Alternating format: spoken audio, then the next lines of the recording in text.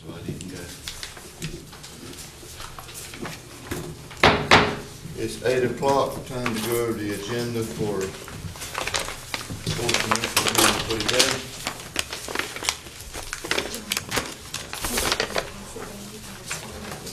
Mr. Marty, you gonna do the invocation? Yes, sir. Mr. Mayo, you gonna do the pledge? Yes, sir. Thank you, John.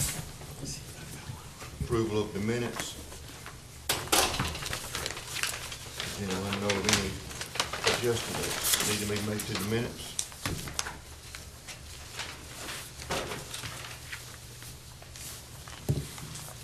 Does the agenda need any amendments I believe we've got or one. adjustments? We've got one for $160,000. This is to receive the insurance check for $160,000 on that ambulance that was rolled.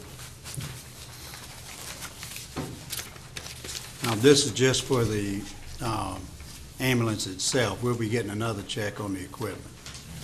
Excuse me, how does folks know? Tom? Doing pretty good for something on Friday, I think. I got an email from Jeremy, and he said that him and some of the other personnel went down and visited with him and helped them do some things. Thank you. Progressing right along. Good. Thanks. Mr. Gurley, the appointment committee, got anything? One appointment for the council on aging. Okay.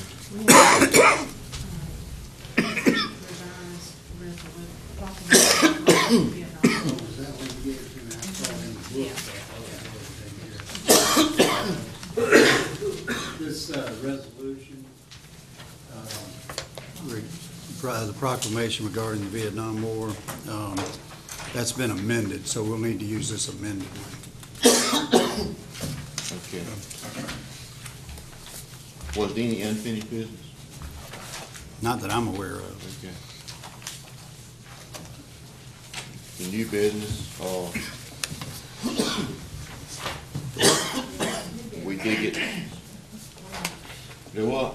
The Dewberry study is unfinished business. Yeah. The interchange utility study, so that's the Dewberry report. Right. Yes, sir.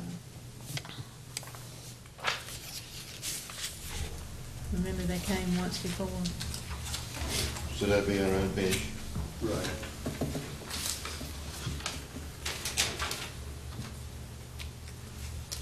I have a question. Yes, sir. On that Dewberry report, do they have a complete report now, or, I mean, I've read the PowerPoint now. They should have a printed copy, but I don't have it yet. Okay. And of course, I was out last week, so I wasn't able to back it up, but yeah, they should furnish us with a complete report. Because I like to have a copy of Yeah. it. Thank you. Yeah, we'll have one for everybody.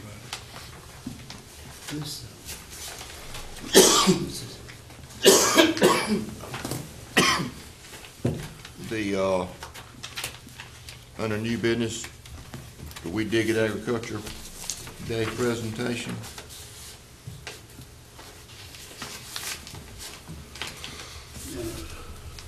Mr. Chairman, we do have one thing to add on the, under new business, and that's to discuss a possible contract for fundraising.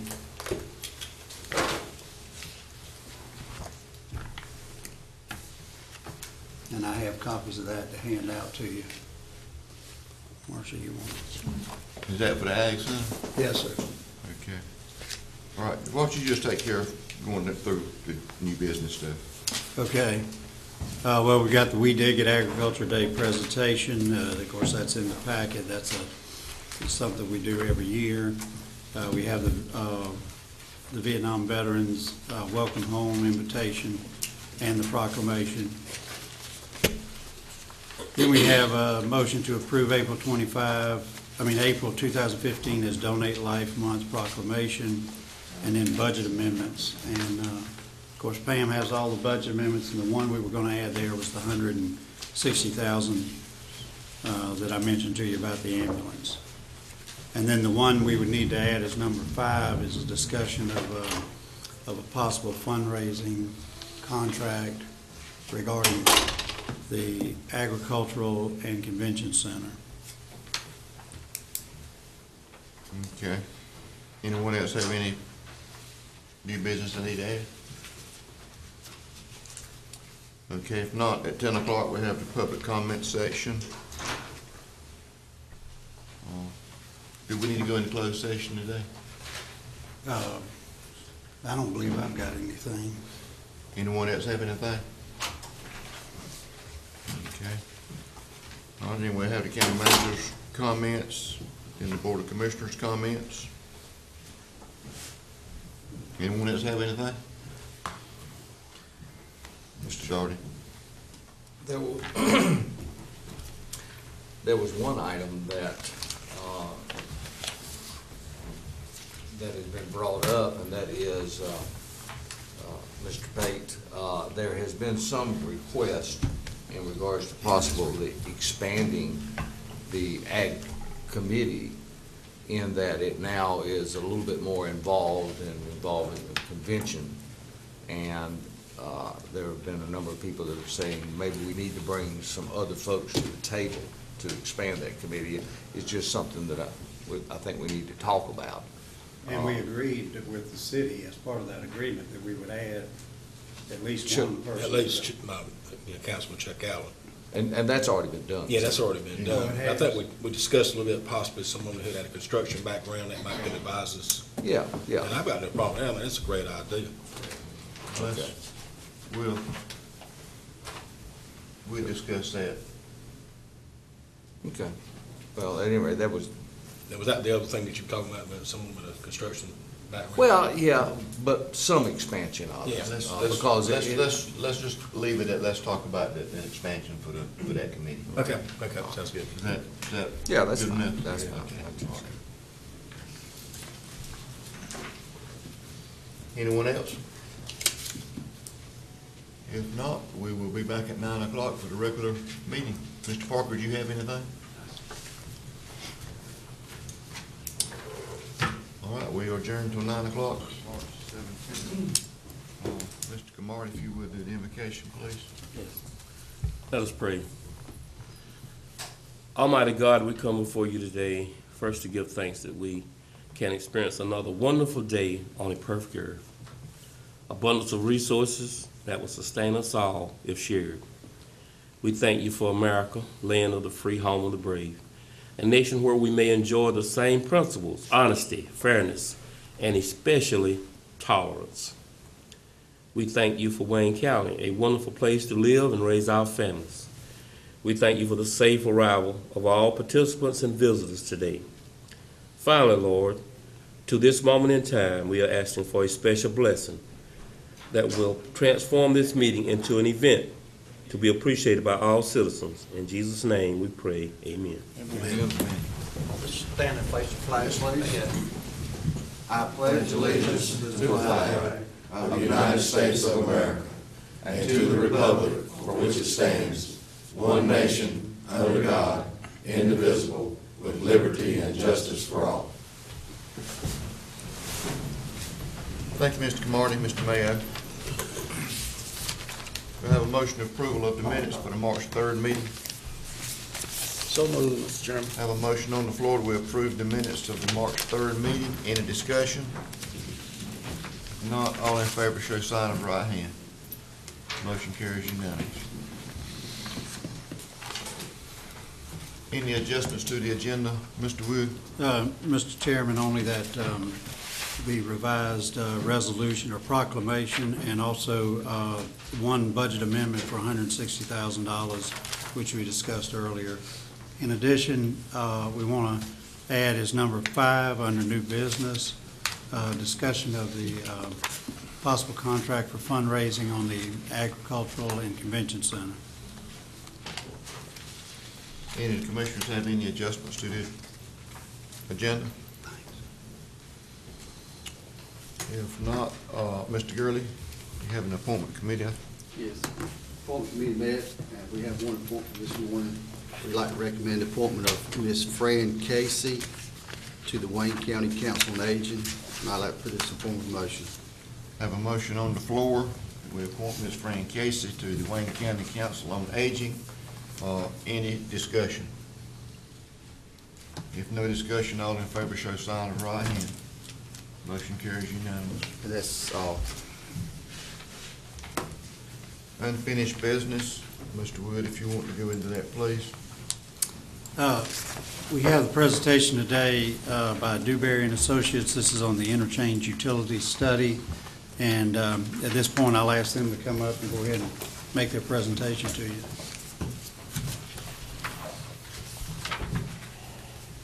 Thank you.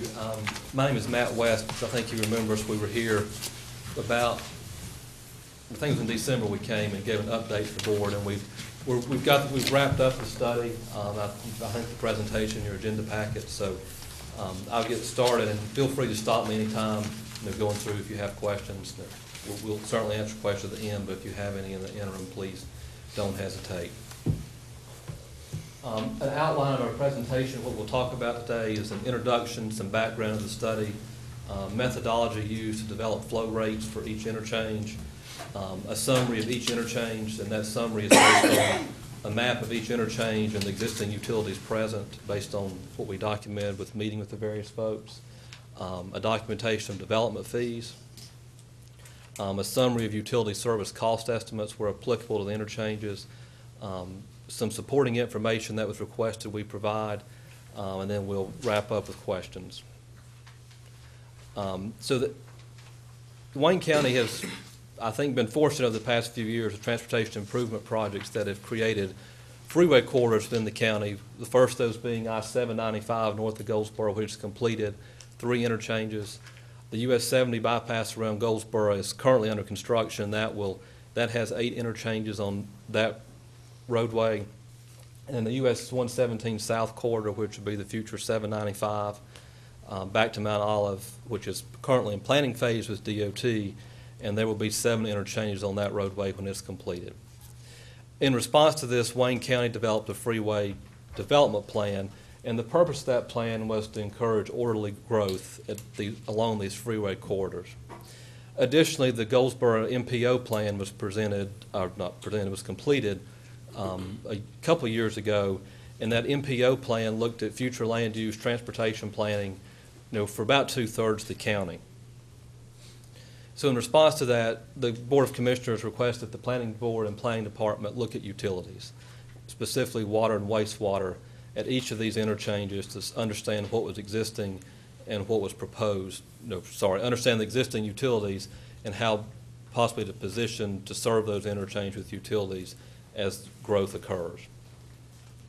So moving on to existing utility systems in the county, Wayne County owns and operates a wastewater collection system in the Genoa Road area that eventually discharges the City of Goldsboro system, and the remaining areas in the county are served by the various municipalities and sanitary districts.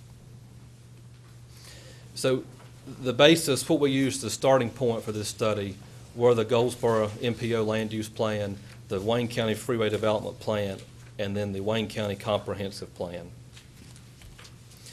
A first task of this study was to look at flow projections, was to document, here are these 18 proposed interchanges, what kind of flow can be expected at each interchange at ultimate build-out.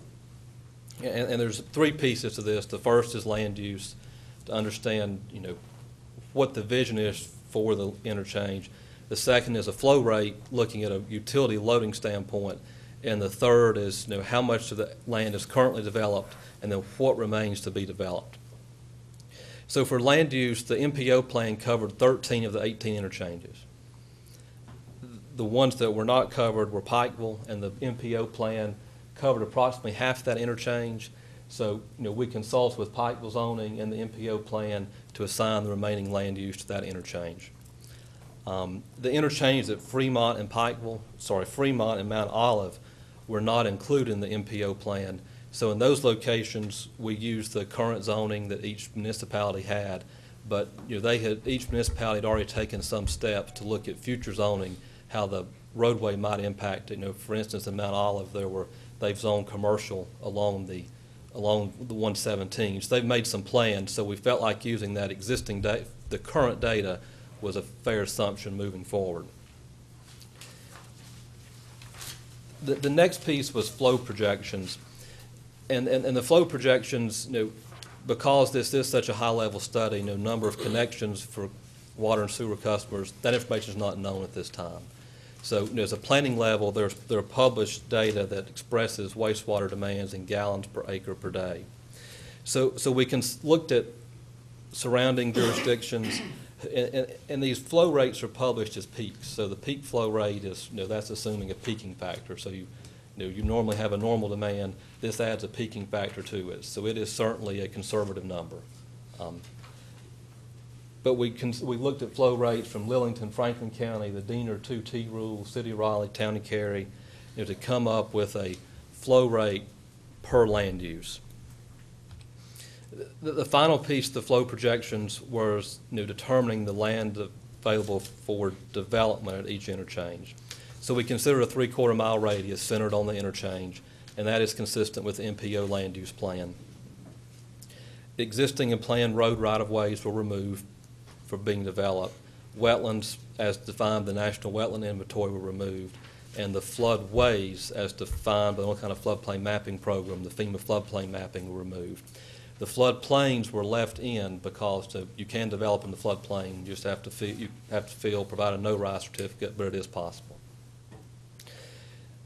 And then the last piece were parcels with a building value of at least $50,000 based on the current tax records was removed. So those first 4 bullets were kind of done as a first cut. And then we went back through each interchange individually, consulting the current aerial photos, known information, to see where there were flaws in those assumptions. In some cases, we found land that was taken out that should have been left in. In other cases, we found it vice versa, where land that was in needed to be taken out based on development. So we went through each interchange to be sure we got a true representation, true estimation of the land that was available for development. So what we ended up with. Excuse me. Yes, so sir. You're saying you actually removed any parcels of land that had a building on it with $50,000 or greater? Yes, sir. You removed that from any of this? Yes, we removed it, but going back and reviewing it, what that highlighted was you had some tracts of 20, 30, 40, 50 acres that had a building on it, and we added that back in. Okay. But where it was a half acre lot that had a building, we left that out, assuming it was developed. But does that make sense? So what we ended up with was this land available for development, the flow rate, and then we were able to calculate a flow projection for each interchange. The one caveat to note, and we'll see this a little later, is for the areas that have a future land use of rural residential,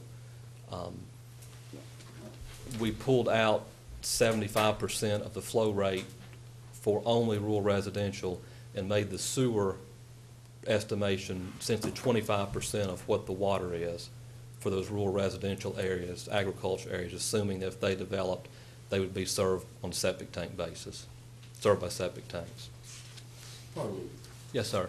Before you leave this area, I want to back up to flow projections a moment, Okay. because I'm going to ask the question this. Okay. When you're talking about flow projections for land that's going to be developed for a highway, how will you ensure residents in a broad area that the work being done will not impact their flow rate? Well, let me ask you, for ditches and, say something's currently in place. Yes. And it's working fine, no one had a problem. How do we go about ensuring the public that once the new roads and everything's put in, and all this earth you see moved, and all of a sudden there's a hill there that wasn't there before, how do we ensure long-term to the residents that we will not alter the flow of water in ditches that were previously there before the work ever got started? So you're talking about, this is more of a stormwater question? Stormwater, stormwater, stormwater. Maybe that should be specific to that. Well, so I guess this study specifically looked at water and wastewater, and I can speak to water. As development occurs at these interchanges, it'd be responsible to coordinate with each of the providers to ensure they have the capacity in their water system to serve new businesses, to ensure their existing customers are served. But I think you're asking about. So you're talking about wastewater, you're not talking about, your study, or what you're today is not about rainwater or Correct. natural. It's water and sewer. All right.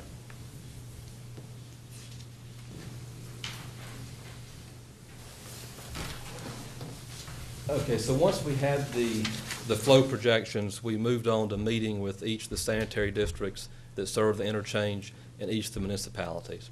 So the different sanitary districts on the screen with Wayne Water Districts, 4 of their districts, Fort Township, Southern Wayne, and the municipalities of Goldsboro, Mount Olive, Fremont, and Pikeville, these interchanges are in their jurisdiction. And we met with them, to understand background of their system, to provide background of this study, to obtain documentation of their existing infrastructure, water lines, sewer lines, document fees, any special agreements, anything else that may have been applicable, met with them to obtain that information. Once we had that information, we moved on to generating a map of each interchange. And those are on the next slide, but the mapping shows the utilities, land use. And we have the map of each interchange, and we'll go through these and highlight some specific things. And again, if you have questions, feel free to stop. We finally got to a slide. Now, bringing my mind to this point, you're saying that you've gone through and you've identified the interchanges, and based upon the current zoning or use of those properties, you've gone through and eliminated certain properties. Then you determine what the flow rate would be. Correct. This is kind of where I'm kind of lost, and that is this interchange right here. We'll just take this one. And that is, this is the Pikeville interchange off of 795. Yes, sir. And one of the more prominent interchanges for development. Because if you really look at it, you've got 3 interchanges. First interchange is Fremont, which is very developable, but then you've got Pikeville.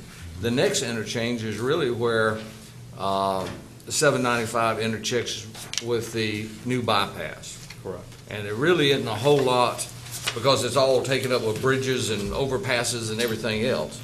Not a great deal of development potential there. So this is really one of the key areas of development.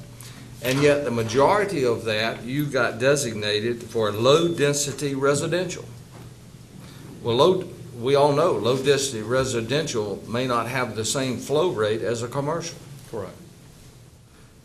So the flow rates may be in error is what I'm trying to get at, and that is, should you not forecast in the future that some of this yellow would actually be converted over to commercial, and thereby increasing the flow rate potential? So on this interchange, for example, on this can't see the pointer, but on the east and south side of the interchange, those land uses, that was what was providing the MPO plan. So that was used as the basis. So we used that to document it, but we did not look at how it could potentially change. As I mentioned earlier, the flow rates we used are conservative, but you are correct. The commercial has a much higher flow rate gallon per day per acre than a rural residential or single family or low density would have. So that is, the land use is established, we use the flow rates, but you're 100% correct. That doesn't guarantee what's going to go with those interchanges. I mean, that's a planning tool, but it doesn't say that. Well, there lies what I had a problem with this after I studied, and that is, if we are extending sewer lines, or Pikeville is extending sewer lines out there, they need to have some forecast in regards to a greater use of that property for commercial over low-density residential, so that they size that sewer line properly. Correct. Okay, thank you, Mr. Mr. Chairman. Mr. Mayor. So what you did, going back to what Commissioner Daughter is saying, you using the information the way it exists now at those interchanges.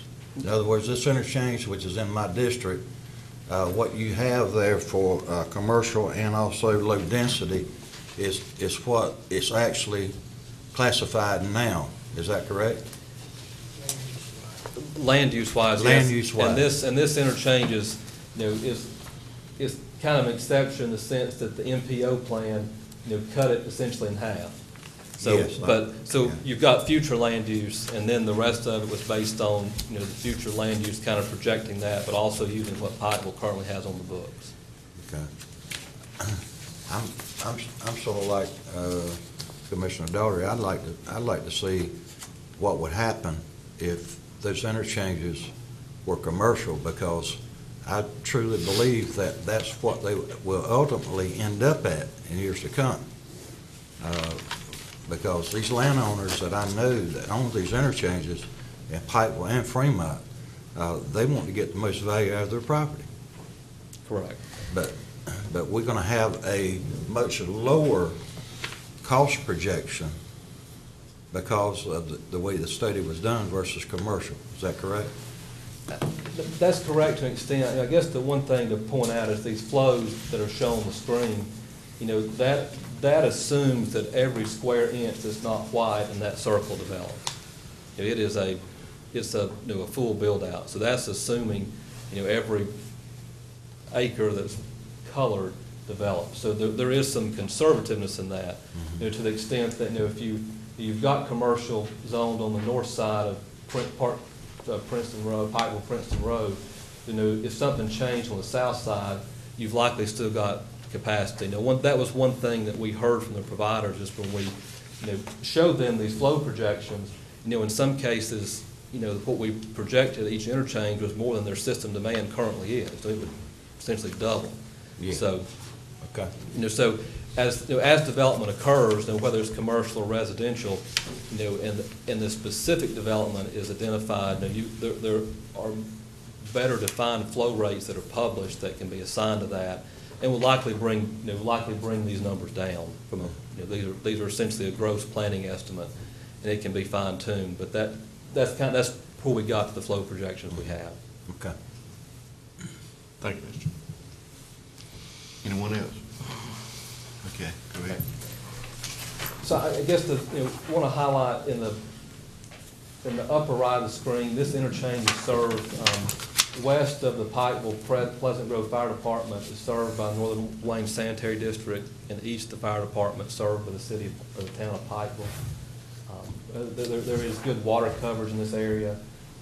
One thing to note is there is a Board of Education force main that cuts the interchange in half that comes from the Norwayne schools. So that's the existing sewer that's available in the vicinity of the interchange. And there's several of these interchanges that have the Board of Education force mains in their vicinity, and we'll talk about that a little later. But the flow projections, water is 447,000 gallons a day, and the wastewater flow projection was 313,000 gallons a day. And that delta is essentially pulling 75% of the rural residential flows out to assume that those areas would be served by septic tanks. Mr. Chairman. Mr. So you Dodd. just keep bringing up questions.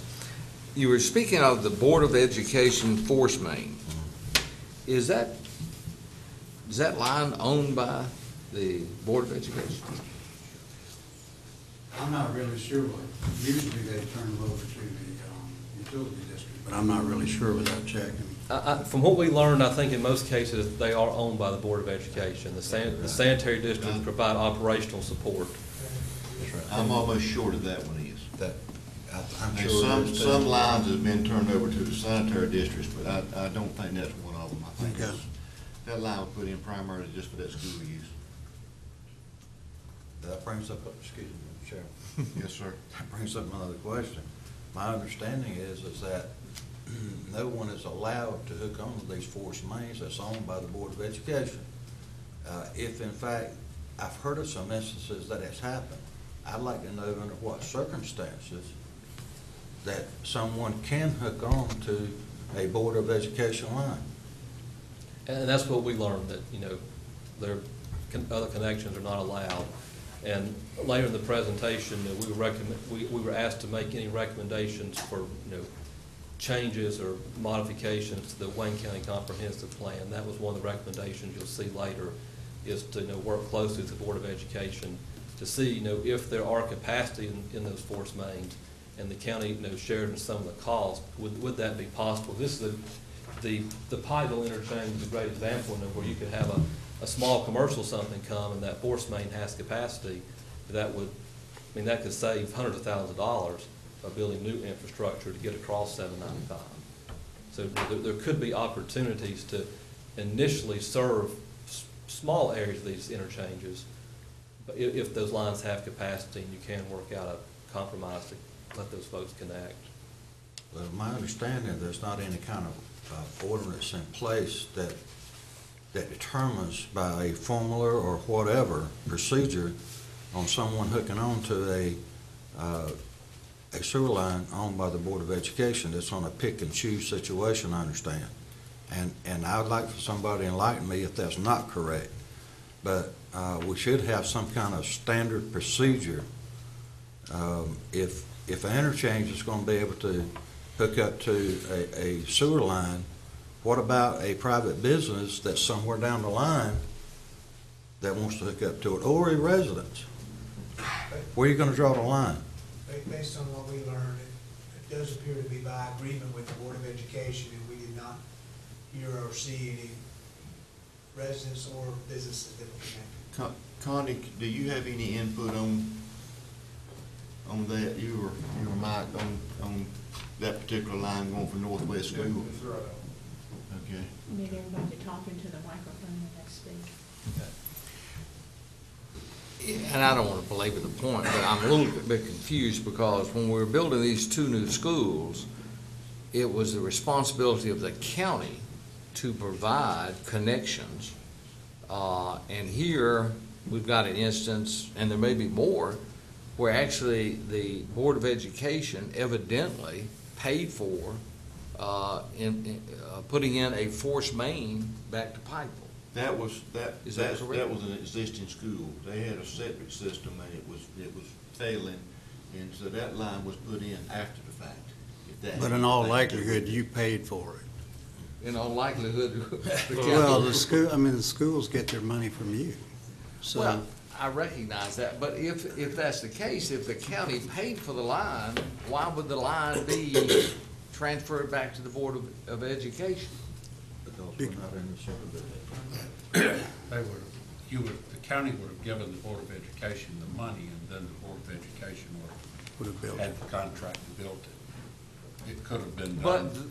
there lies some issue, and that is that if nobody can connect on to it, if there's a limited availability of the use of the sewer line for other growth and so forth, I think that's the concern. But you all have found that there is no connections, and connections are you saying connections are not allowed? That's what we learned. Actually, That's what I've been told. And, you know, what Mr. Acock said is, you know, a lot of these force mains have been constructed where the septic system at the school failed, and it was, a pump station force main was constructed to get the sewer back to a municipal collection system. And it may not be that there's much capacity in it, is why they're doing that. And then there's likely not. Most of them are 6-inch force mains. There's not a lot of capacity, but, you know, but there could be an opportunity for an initial development, you know, where it could, you know, provide some significant cost savings to get a, you know, commercial business up and running. So you didn't, excuse me, Mr. Chairman. Go ahead. So you didn't find any force mains that's owned by the Board of Education in this county that had anything hooked up to them at all, in none of the sanitary districts? What we were told is that those connections were not allowed. I happen to know better, Okay. okay? Ooh. I happen to know, so I'll leave it at that, okay? I'll take you to one if you want to go see it. Okay.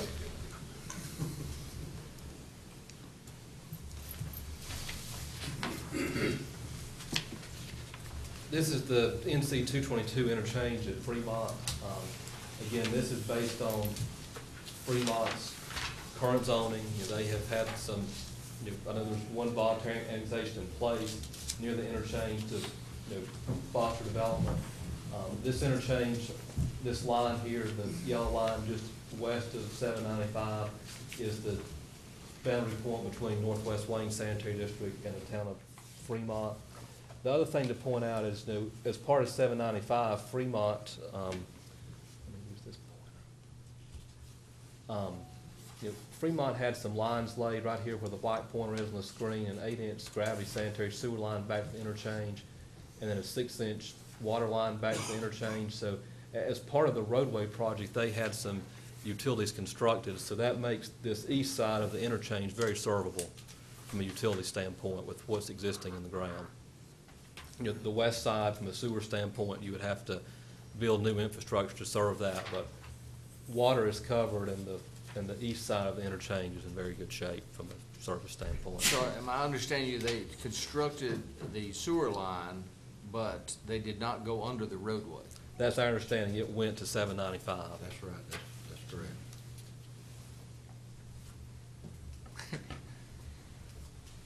Okay, I better hush. Well, it was Well, a I mean, cost. why wouldn't you go ahead and extend that on underneath the roadway during the construction? It's extremely expensive to That's- bore that interstate. That is correct. So unless you had a client that made that worthwhile, you couldn't possibly afford it. That's why they did. And I think the other issue they may have is their utility boundary, their corporate limits at that time may not have crossed the interchange. Okay. Okay, thank you. The last interchange on 795 that was classified is the interchange at Grantham Street, the current 70. This is a service area of the city of Goldsboro, and flow projections are approximately 300,000 gallons a day for water and sewer both. There's no rural residential classified. The parcels that were identified as available for development are shown. A lot of this area would likely be, there could be some infill development, if it occurs in these areas. But, from a water and sewer standpoint, the city of Goldsboro has this one. This is covered. What you need for developments there. Moving on to the 70 bypass, the first interchange is where the 70 bypass and current 70 split off. And you'll note there's a boundary line shown, where it splits off, and the interchange that will be at 581 overlap. So everything to the right of that red line from a flow projection standpoint is included on the next slide with the 581 interchange. This is the Fort Township Sanitary District service area. Again, there's good water coverage.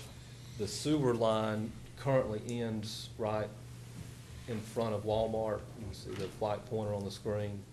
And then so the sewer would have to be extended back to the west if development occurred in that area that required sewer. Flow projections, water was 226,000 gallons per day. Wastewater is approximately 221, and that was based on removing this small rural residential area at the top of the 3/4 mile radius.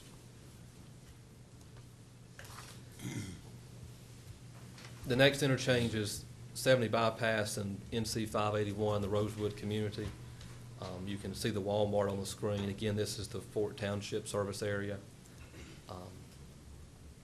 Again, sewer's located on the existing 70 here near Sheetz and Walmart. To get sewer service to the other side, it would require sewer extension, but water coverage is in good shape for this interchange as well. This next interchange, it was two we combined, and Mr. Daugherty, to your point, this is the 795-70 where you've got so much land taken up in the interchange, but they really overlap. So you've got 795 and then North William Street, US 117. The providers here is south of 70 bypass, the city of Goldsboro. North of the 70 bypass is Belfast, Pate Town, and Fort Township sanitary districts are both in this area. Water estimation was almost 1 million, both of them are near 1 million gallons a day. Of course, you have to remember this is a larger area than the other ones due to the overlap. The city of Goldsboro sewer stops just south of the US 70 bypass. So if development occurred north of the bypass, you'd likely have to have a pump station to pump back to the south to get into Goldsboro's system. If I could go back to the previous slide, I'm sorry, I should have asked that question. Again, another very, very important future development in Wayne County, and that's out here at Rosewood. And I see here now, most of that property has been labeled Am I correct? Well, actually, you've got it labeled as medium-density residential. Is that correct? Yes, that's, And how much of this have we got really kind of projected to be commercial? It doesn't seem like a whole lot. so again, this was based on the MPO land use plan, and the commercial that was identified by it that was remained to be developed is right here near the intersection of 581 and the existing 70. Right. And this purple area here, right around the interchange, you've got as mixed use, Correct. which would be defined mixed use. I mean, mixed use would be like a North Hills, something in Raleigh, for example, where you've got residential, restaurants, commercial, kind of all in one place. And this interchange is serviced, water and sewer by Fort Township. Fort Township. Yes, sir. And they have the sewer lines extended out to the interchange? The sewer lines extend right here to Walmart on the current 70. On the current 70? Current 70. But, so there's nothing on 581 That's going back correct. to the interchange, is that correct? That's correct. From a sewer standpoint, you'd have to have an extension to get from the interchange back or from north of the interchange back to the existing sewer system, sewer collection system. So we don't have any infrastructure in place at that interchange short of water, is that correct? You don't have any sewer infrastructure in place You talking about the new interchange? for the new interchange? Yeah. Nothing. Not directly, no, adjacent to the interchange, that's correct. It is close, which is, some of them don't have, it's several miles to get to the interchange, but this one's certainly doable to get to that interchange with sewer. And there is capacity. And there is capacity. And currently with Fort Township, when somebody wants to develop a tract of land, they pay for the installation of the sewer line to extend it. What charges would be there? If I wanted to go out there and build a hotel, as an example, what would be involved in regards to extending the sewer line? Would the developer have to pay for the extension? That's my understanding. The developer would pay for the extension, and then Fort Township would own and operate it. I believe that's correct. We can confirm that. Are there any other fees involved? There is an impact fee for their sewer capacity. And how is that determined?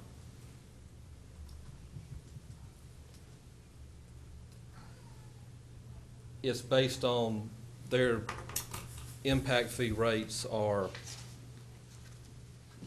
Oh, there's a chart in it? Yes, It is? Okay, that's fine, man. If you've got a chart in there later, that's fine.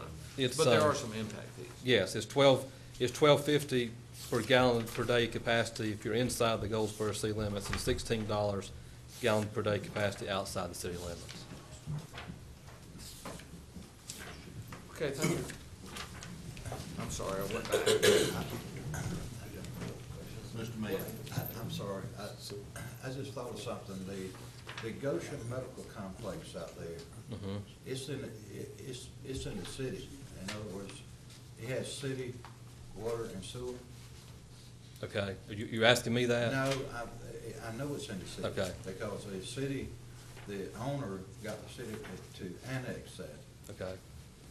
If around any of these interchanges, we wanted to go with, ask the city to run water and sewer, I'm just sitting here brainstorming a little bit, who would be responsible for what? Would the sanitary district still install the septic system and all that, or does anybody know how that would work? I mean, I think that would be a case-by-case basis, negotiating with the providers, But there is city water and sewer at that medical complex that just opened. Okay. So it may be something that we can look at that interchange. Okay. It depends on whose territory it is. Yeah. I'm almost sure now that the Walmart and the Sheetz is on the Fort That's correct. system. I don't know about Goshen, I can't speak for Goshen, but, and I don't know, Mr. Mayo's correct. The Goshen Medical was satellite annexed by the city. But as far as who owns the sewer line and the water line right there, I can't imagine that Fork and the city has got parallel lines running side by side. There's got to be a connection there Yeah, it's somewhere. gotta be an But I don't know agreement. what it is. It's just something, a question that needs to be answered along the way. Thank you, Mr. Chairman.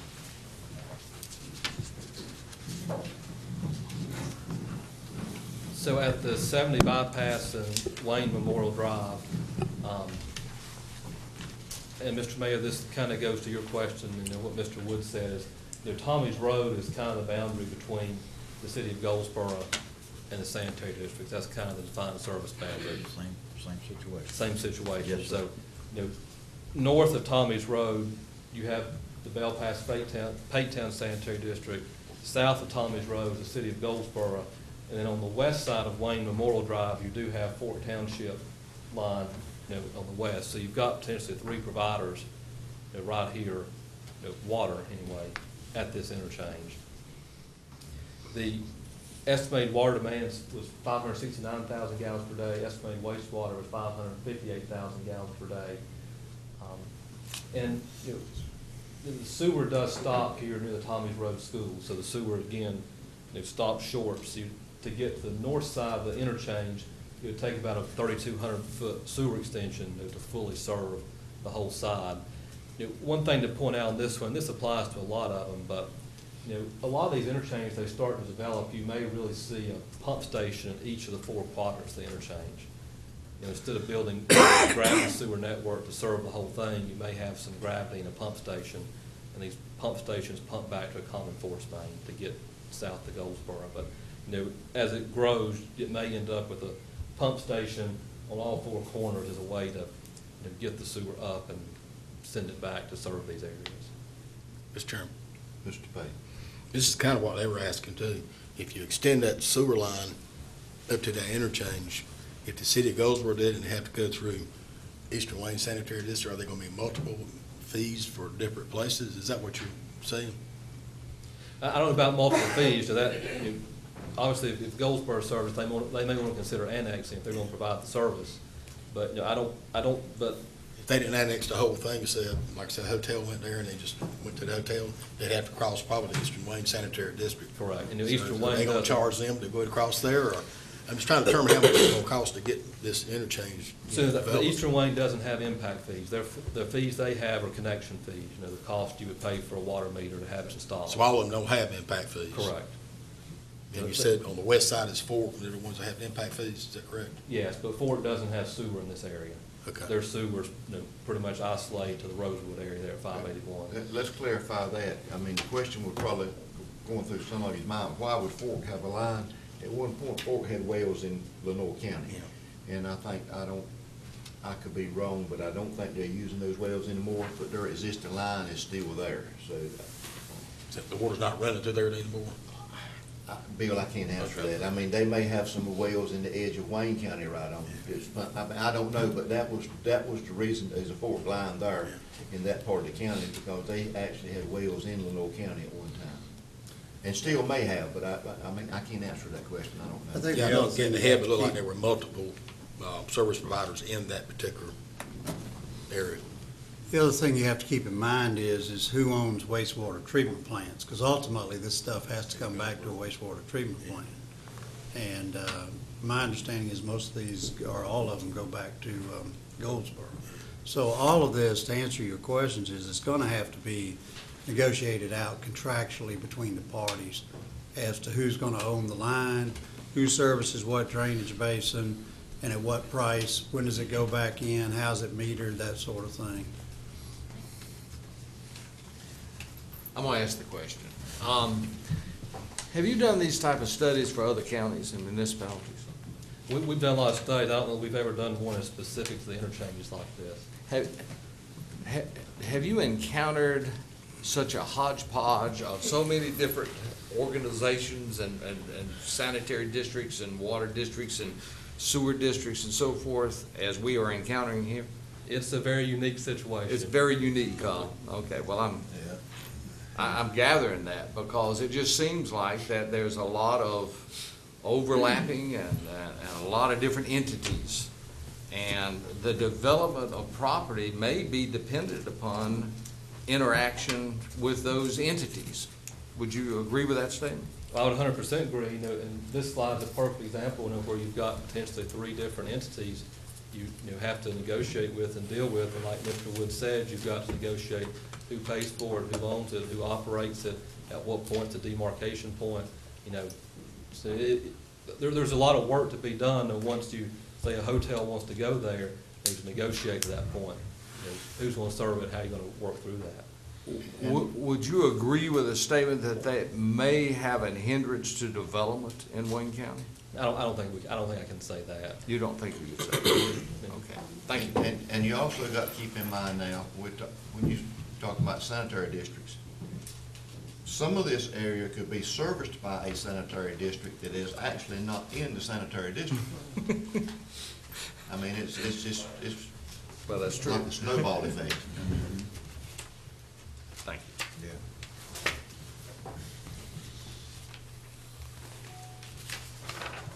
Okay, so moving on around the 70 bypass, this is at 13 North Berkeley Boulevard. This is in the Eastern Wayne Sanitary District Service Area, only one here. They do have 12-inch line across the interchange. Water flow projection of 552,000 gallons a day, wastewater 382, and it's about 8,000 feet to get back to Goldsboro system to serve the whole interchange. So the Goldsboro system stops, some short of this interchange. How far? 8,000 feet, so Okay. about a mile and a half, round numbers. To get back to be able to serve this entire interchange.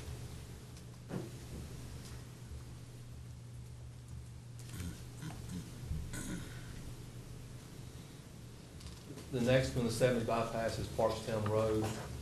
Again, this is served by Eastern Wayne Sanitary District.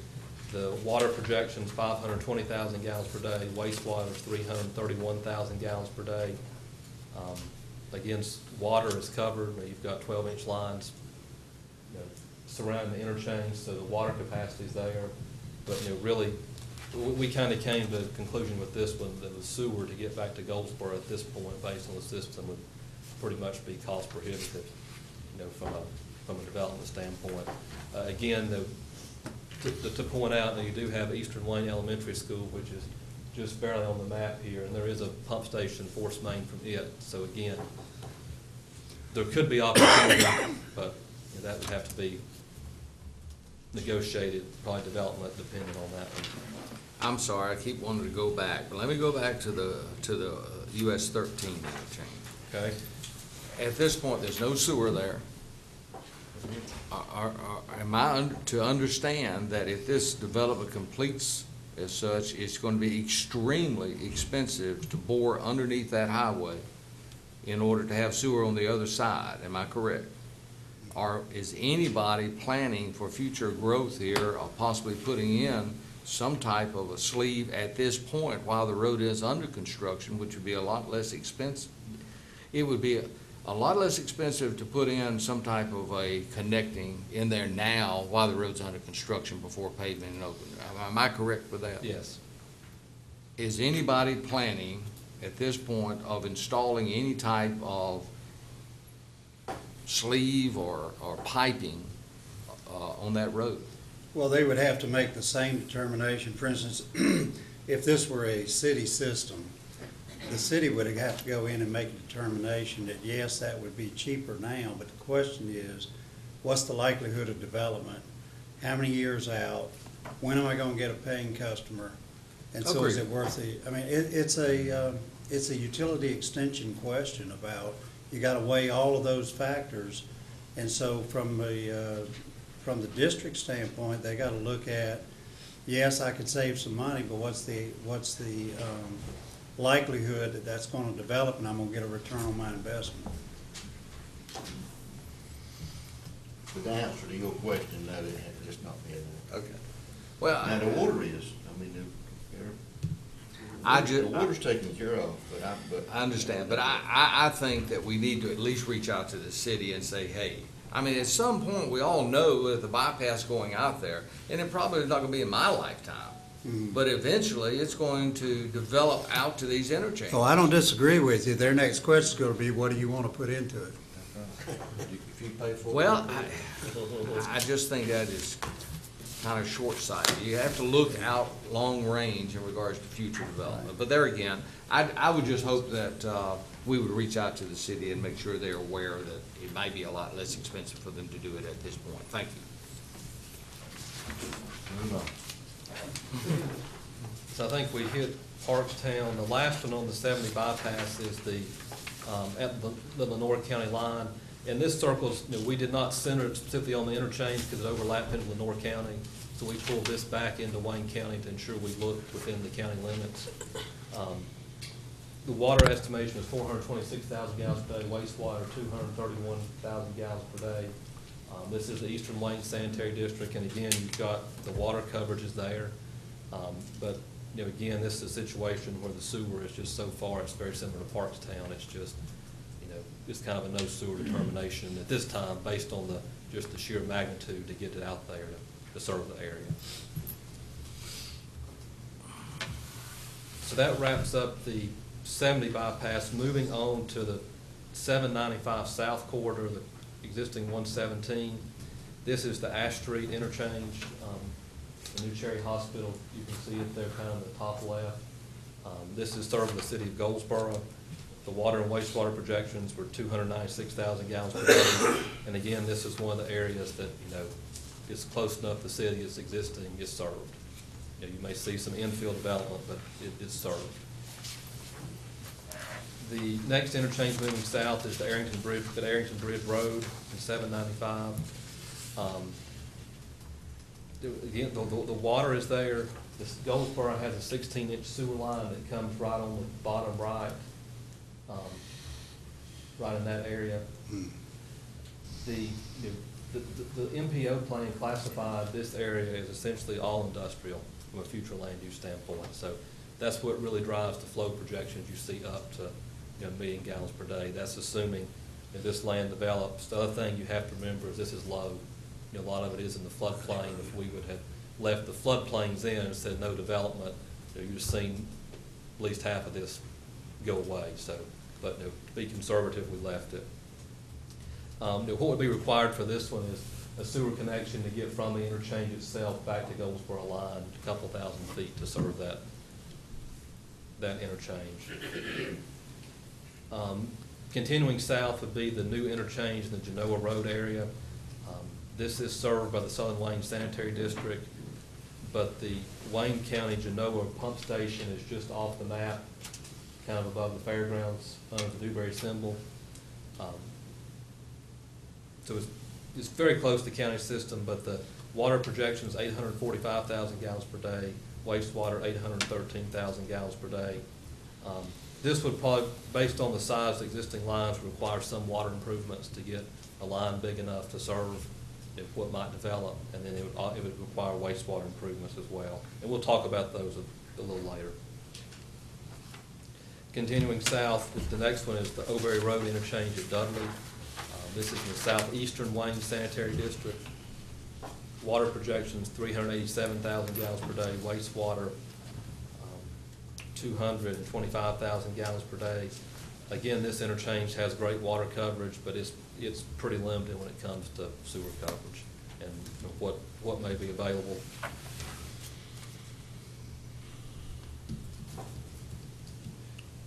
The next interchange is Country Club Road in 117.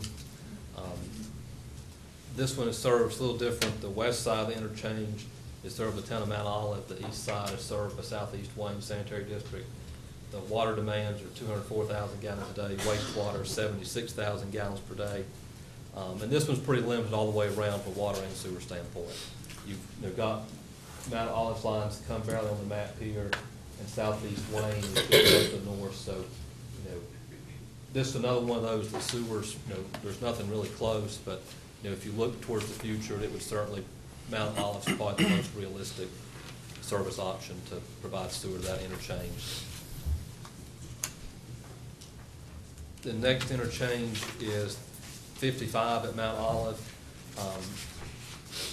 water projection, 723,000 gallons per day, wastewater, 640,000 gallons per day. And, the water and sewer are there. Mount Olive, as we mentioned earlier, has made plans for this. And you can see around the interchange where, most things are already zoned commercial, and it's not developed. So that's sitting there ready to go for commercial development. The last interchange is, this is a new interchange. It'll be at Old Smith Chapel Road, south of 55 in Mount Olive. There's an 8-inch water line, but there would likely have to be some sewer improvements to actually both some water and sewer to get back to Mount Olive to provide the full build out of the interchange.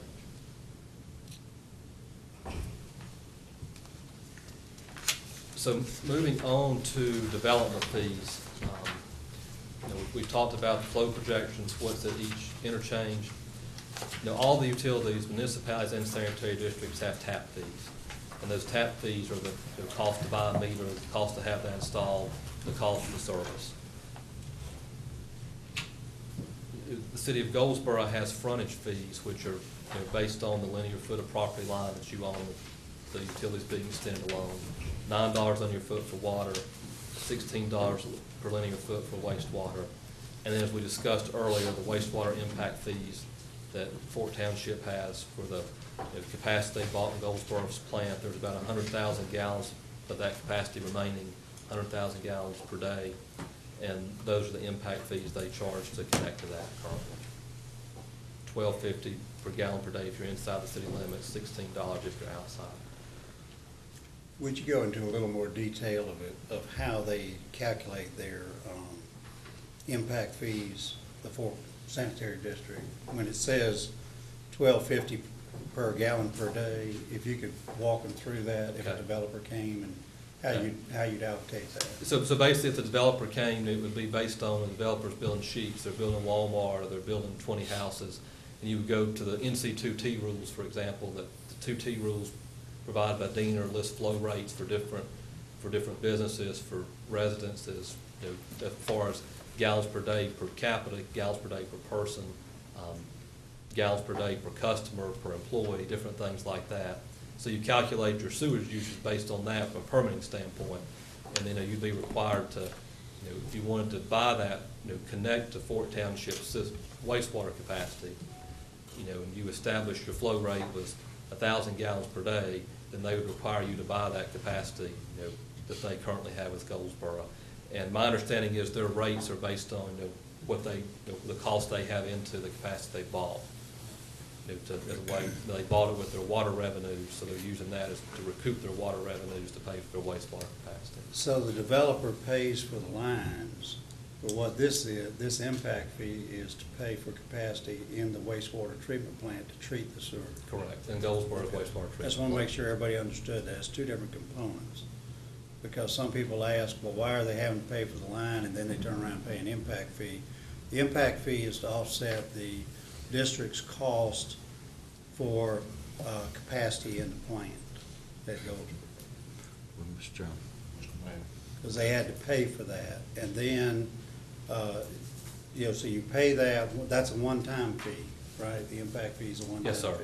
And then they pay the monthly charges to Fort, which then turns around and pays Goldsboro to treat the sewer.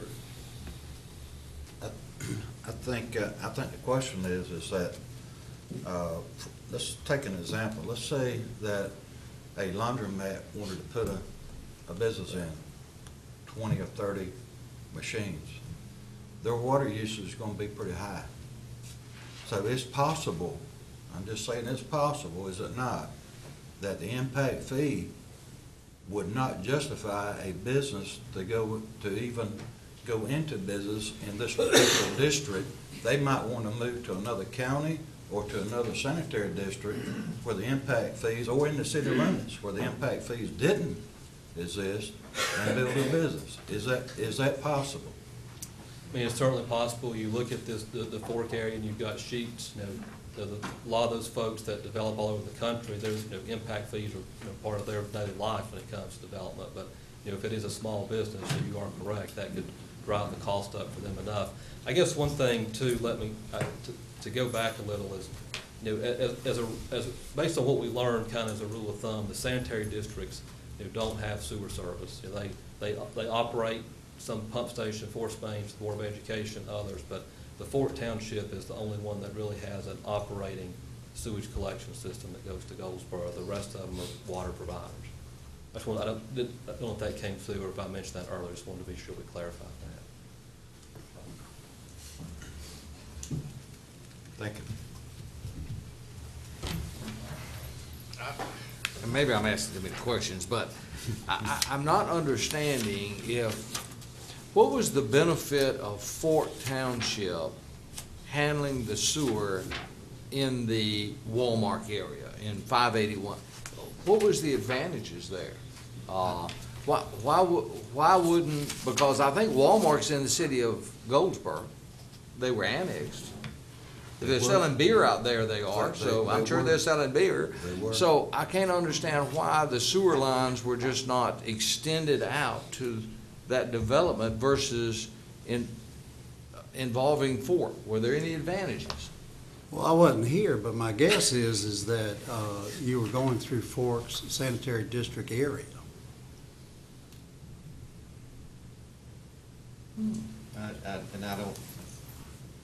I cannot remember. There was a reason for it. I can't remember whether the cost was prohibited for the city and Fort took, I cannot remember what the reason was, but I know that Walmart was not going to locate there unless they had sewer. But what the details were, I do not remember. And, Mr. Chairman, in fairness to Ford, I think we probably should reach out to them and ask them these questions rather than making assumptions here today. Exactly. Like Mr. Wood said, I think it was in good intention and good planning for Fork and for the area. So rather than make an assumption, I think we'll reach out to Ford and talk to those guys. But you don't have those answers, I take it.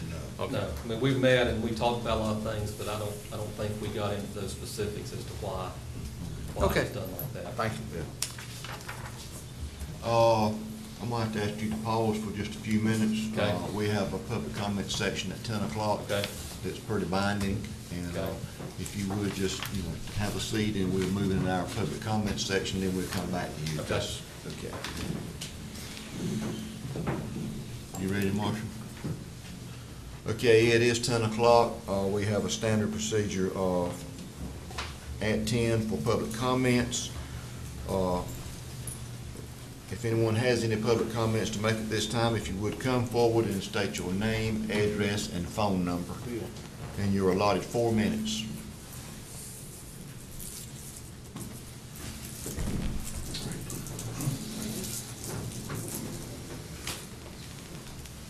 Tom Drew, P.O. Box 587, Goldsboro 27533. As with the news Sunday, the bridge in Selma, Alabama, the Edmund Pettus Bridge. It was a major milestone in securing the right to vote. I did ask Sam Hunter, TA11, one thing I had the benefit of inside of education democracy in Goldsboro, and also another city known then as the City of Bridges. Asked him if he knew which city that was. He didn't. It's Pittsburgh. Edmund Pettus Bridge, major milestone securing the right to vote. Then and before then and after then, there's been a major fundamental problem in democracy, the ability for a voter to be informed when they vote. I always remember a newspaper and education workshop years back, teaching teachers how to use that newspaper in the classroom. One teacher had been in North Carolina for a couple of years, read 2 or 3 papers over those years to prepare to vote. His simple comment when he got to the ballot, he didn't know what he was doing. That he know what he was doing, August 28th of 92, another bridge for understanding to enable the citizens of Goldsboro, Wayne County to be the most informed voters on earth was established. It's called the Card Post.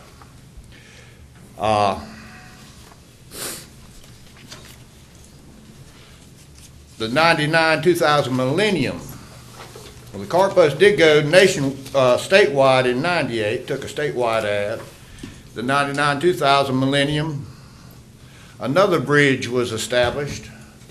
It's called Slova Mir Most. The 99-2000 millennium that evening contacted 4 newspapers in Russia, 2 in Germany, 1 in Poland, 1 in Czechoslovakia, 1 in Switzerland, to begin the export of an evolution of democracy evolving out of Goldsboro, Wayne County, secured and advanced in the teaching of the 5 known core principles of democracy.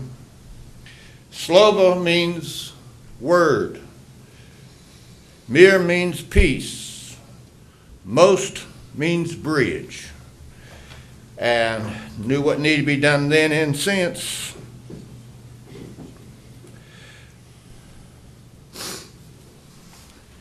November of 2001, to create a depository for all this knowledge that the Card Post hopes to secure and advance. The Card Post was established on the shelf at the Wayne County Public Library. It has since been censored a couple summers back. October 5th, the Card Post report advanced the most fundamental question in democracy: where would an Iraqi go to get the finest education in democracy? What college, university, or center of learning that deserves and would recognition as such? That question was answered August of 2008. International Friendship Day. It let it be known that the Card Post would receive any and all opinions, questions, suggestions about democracy, secure them on the shelf at the Wayne County Public Library for public review and copying. That bridge is out. It needs to be returned. As they say in Russian, Spasibo drugs. That means thank you, friends. Thank you, Mr. Drew. Anyone else have any comments? Anyone else? If no one else has any comments, public comment session is closed, and we do need to take about a 5-minute break, if y'all don't mind.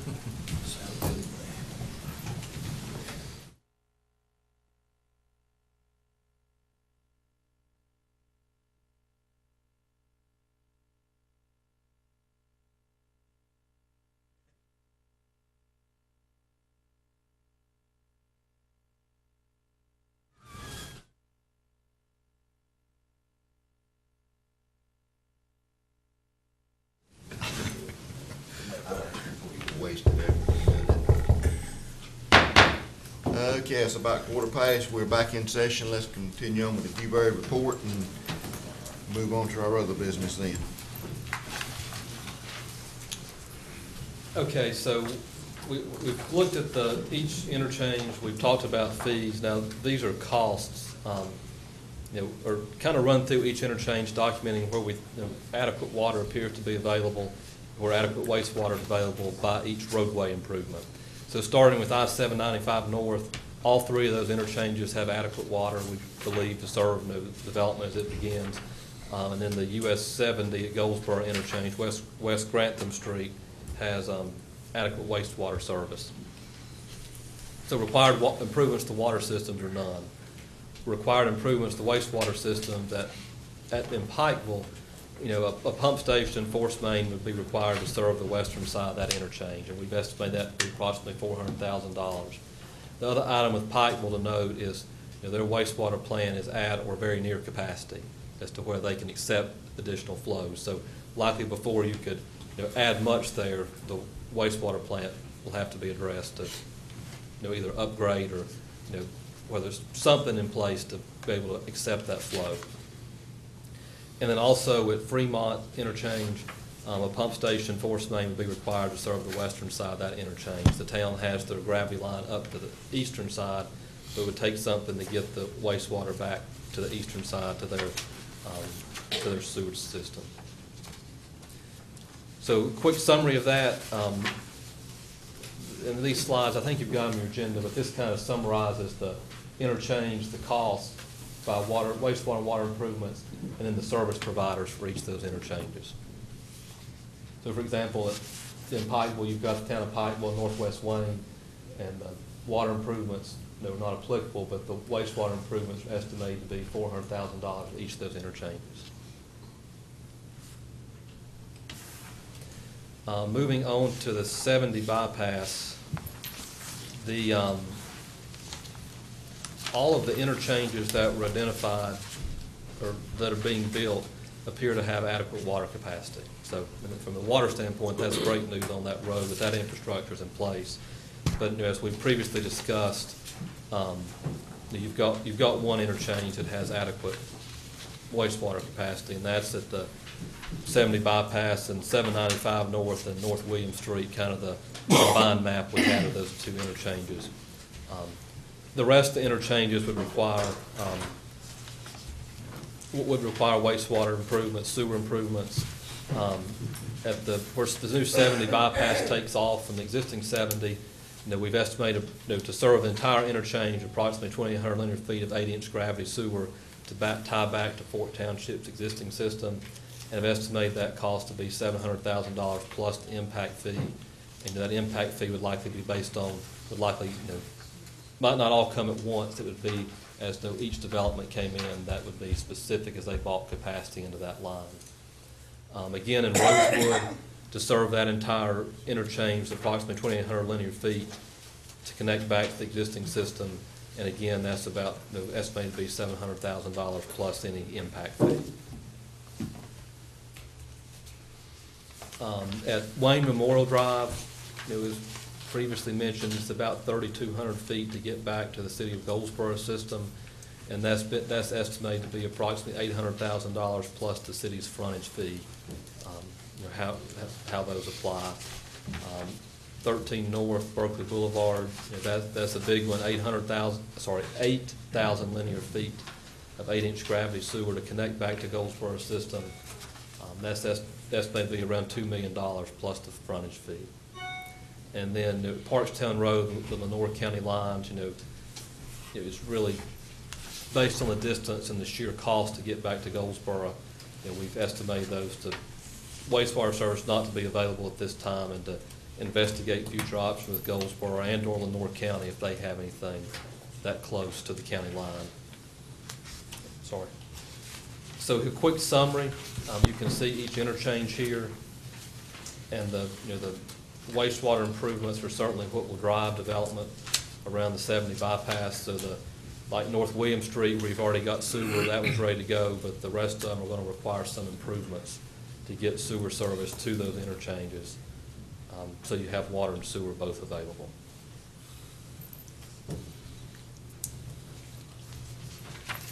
Moving to the future 795 South Corridor. Of those 7 interchanges, 4 have adequate water: Ash Street, Arrington Bridge Road, O'Berry Road, and NC 55 at Mount Olive. Adequate wastewater was identified at Ash Street, 55, and then Old Smith Chapel, which would be the new interchange just south of Mount Olive.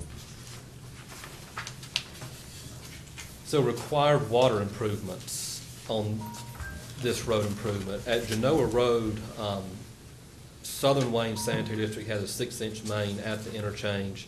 They have an 8-inch main on Pecan Road, so would likely need to extend an 8 back to that interchange to reinforce that to get back to the center, and that's estimated to cost approximately $300,000.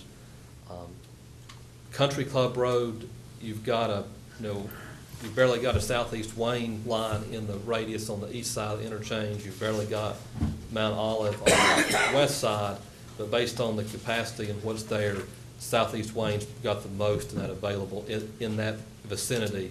So it would likely be an interconnect back to a larger line in Southeast Wayne system, an 8 or 12, to pull more capacity to that interchange to support development. On Country Club, most of the west side of the interchange is the golf course. So really the development would be on the bulk of the area in this radius is on the east side of the interchange in that area. And then the final interchange for water improvements is Old Smith Chapel at Mount Olive.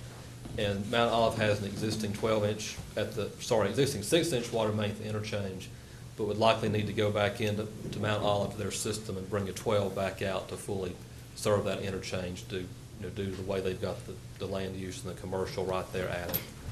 Let me, Mr. Chairman. Yes, sir. So those particular two, Country Club Road and Old Smith Chapel, and focusing on Old Smith Chapel, you said they have a 6-inch water main now. And if I understood, you said they need to go back in and put a 12. Correct. And I see that that's a projection of $420,000. Yes, sir. That's a dollar that's gonna have to be borne by the municipality. I mean, I think that will be, as they go down the road, if the municipality chooses to extend it there, prior to anything developing, that's the case. If it's extended based on development, they may be able to negotiate something with the developer to share some of that cost, but that's something they'll have to determine, how they want to serve it, as far as timeliness, and then, whether they have, somebody that's willing to support them in that. Go ahead. These projections and what your study is speaking to, was this done prior to the many solar farm facilities going in? Those large, what was farm fields are now, there's quite a bit of solar farm. And there was a thought one time there would be a lot of houses and things in those areas. So was this study done before, after, or how did you? It accounts for the land those solar farms are on being pulled out and not included in the flow projections.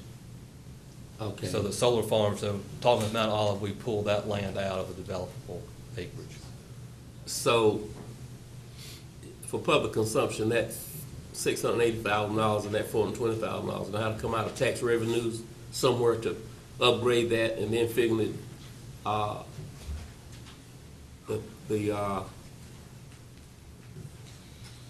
the commercial development would at some point pay that back? Is that how? Possibly, it depends on how Mount Olive decides to do. They could use their utility fund. They could, apply for a loan package, a funding package to help support that.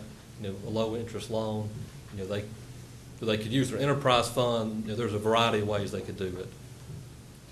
I think that would be made on an individual basis to how they decide to fund it when the improvement's needed. Since Mr. Camardi brought up Old Smith Chapel Road. Yes. Correct me if I'm wrong, I'm looking at the overlay for that. I don't see that as an intersection. Currently, it's not. As part of the DOT planning documents, their public hearing documents, they're proposing a new interchange. It'll be the 55, and they'll add a new interchange at Old Smith Chapel when 795 is built. But it is not shown as an interchange. They have not updated the right-of-way files or any of that information. Okay, all right. All right. Move on. Okay.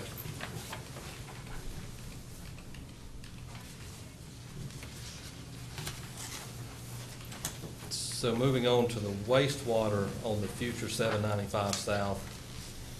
At Arrington Bridge Road, there's about 2,000 feet of that interchange that's not served by the existing Goldsboro sewer, so we've assumed an 8-inch gravity sewer to connect back to Goldsboro system on the east side of that interchange. And estimated to be approximately $500,000 plus the frontage fee. At Genoa Road, it's kind of, Southern Wayne has some small sewer in that area, but look at the big picture and the amount of industrial, the future land use all being industrial in that area. What we looked at is possibly a new pump station, force main, that would pump back to the county's existing Genoa pump station north of the fairgrounds, and as a way to move that sewer north. And estimate those improvements to be around $600,000. At O'Berry and Country Club, there's really nothing close. It's just nothing that at this point makes sense to even recommend a connection due to cost. I think, but on both of those, future, for Country Club especially, Mount Olive is probably the likely candidate. O'Berry probably would be Mount Olive in the future, but it could possibly go to Genoa as well. It's kind of in between, but they're both kind of there isolated at the moment. So it's the summary of the 117 South. The wastewater improvements are focused at Arrington Bridge and Genoa Road, and then water improvements at Genoa Country Club Road and Old Smith Chapel Road.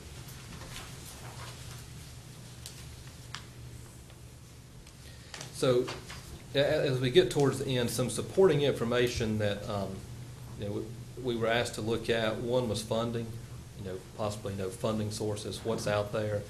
And there's several listed here: rural development, state revolving fund, community development block grant, the Rural Economic Development Division at NC Commerce, Golden Leaf.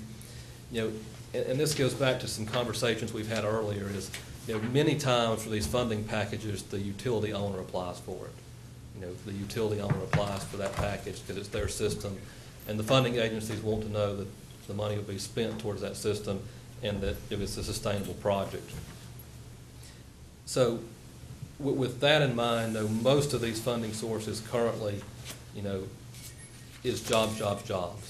That's how their funding dollars go. If you bring a project to them that has a commitment of creating 50 jobs, likely you can get grant money to support the utility improvements. But the funding world's changed over the last 5 years, and it's really shifted more from a, here's a grant loan package to go build this, to, show us the commitment of jobs and we'll fund it. The one I did want to mention specifically is the Golden Leaf Community-Based Grants Making Initiative. Golden Leaf, this is one of their old programs they've retooled, but they've split the county up, the state up into 14 or 16 regions, or areas they call them, and they're inviting 2 areas per year to apply for grant funds, and it has to come through the county, can't come through municipality. It comes through the county. You can apply for up to $1.5 million in grant funds, requires a 20% local match. But Wayne County's area is coming up this fall, so I think that Mr. Wood will probably be hearing more from Golden Leaf this fall. So that may be an opportunity to secure some funds within the next year to, if there is a prospect at one of these interchanges, to take some money to focus on that. So that's as far as funding, that's probably the best answer we've got now based on that program coming up and the current state of funding. Mr. Chairman. Mr. Mayor. Did you say that the sanitary districts, can they apply for these grants? Yes, sir. Okay. Now, typically, the utility owners will apply for these funding packages, so it'd be the sanitary district or the municipality. Okay. I think that probably leaves a question.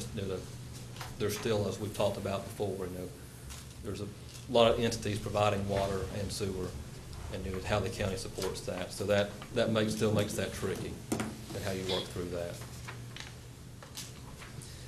The final thing from supporting information was the comprehensive plan, and we reviewed that and highlighted a couple of policies and one action that we think are key to continue. One of those is economic development incentives, including infrastructure improvements. The second one is policy 5.1 and 2, to cooperate and support long-term planning with all utility providers and seek opportunities for regional solutions. Action 5.3 is identify and adopt incentives to encourage infill development. So a lot of these interchanges where you may have water and sewer, if you can support an infill development, that will reduce the overall utility cost to get that up and running. And then I guess the recommended action that we would propose to add was work with the Board of Education to seek opportunities to support and share costs and connection to those force mains where they may be of a benefit to getting something moving. And with that, we'll be happy to answer any other questions you may have. Any other questions?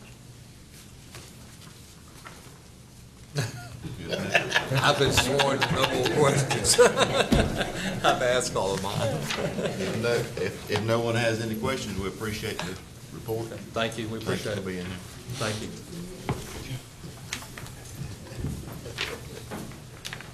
Moving on to new business, we did get Agriculture Day presentation, Mr. Wood.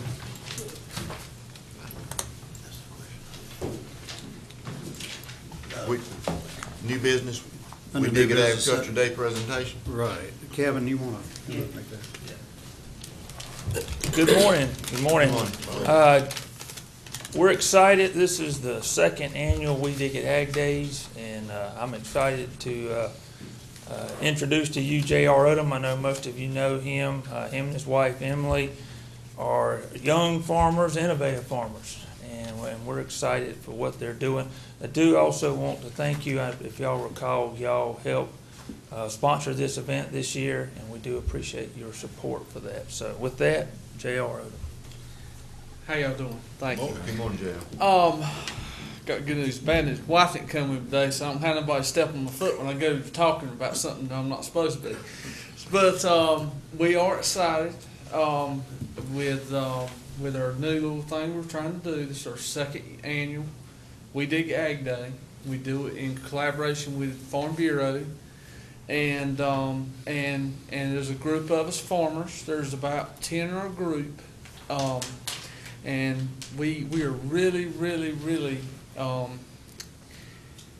concerned with the education of kids about what agriculture is about and what we're about, and the perception of what we do as farmers in our county. So that's how we kind of led up this, and we decided that this was going to be our service project, what we wanted to do. And last year we had a really spectacular day. We had 1,500 second graders come from Wayne County schools. It's a free event to the school system. We've had great collaboration with the school board and the leaders at the school system. They just have welcomed us and helped us every way we've asked. But they come and they come to our farm that day. We host it at my farm, and we let them travel through 12 different stations, and it encompasses everything from row crop, corn and beans, sweet potatoes, to livestock, and so we really try to make it a collaborative with all of the agriculture in Wayne County. And we have that's pretty much the whole goal of the day, is to bring it all together and showcase agriculture and teach these kids what we're doing. And but we have so many partners. I'm gonna name some of them. We have the commodity groups like the Pork Council and the Beekeepers of the Noose, and Cooperative Extension's been very instrumental in helping us, as long as Farm Bureau, and we've had great sponsorship from Southern Bank and just so many to name. So we're really excited. We'd like to invite y'all to come out. I know we had some of y'all out last year. It's going to just be a great day. We want everybody to come and be a part and ask questions and learn something, because we learned something as well. But also a big part left out was the FFA students are actually the presenters at each station. So as those kids come around, it's a learning environment for the second graders as well as it is to the high school students. And last year they come out and we went to the schools and presented what we wanted the kids to talk about. And it was just phenomenal for them to show up that day and to see them have done the homework and presenting this information that we didn't even present to them. They just took what we started and ran with it. And it was a really great day. So once again, that's all I have. We'd just like to invite y'all to come.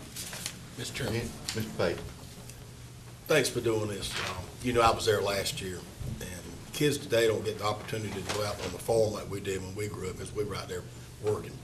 And it was just amazing to me to see those little eyes and those brains just turning and looking at what was going on. And to build our future agribusiness leaders. Anyway, that's the way you got to do that. And it's going to be the second graders again this year. Second graders. And I encourage everybody to go out there and just see this. It's a lot of fun. And thank you for you and Bob for doing it. Did we mention the date? It's Thursday, April the 2nd. April the 2nd. It starts at 8 o'clock. At 8 o'clock. We'll be there from 8 to 3. Mr. Bale. Can we get a new class for Commissioner Cromartie, he has a new farm down in Beacon. We're working on that. Anyone else? If not, Kevin, JR, thank you so much for Thank you. being here Thank this you. morning. Appreciate your patience and waiting.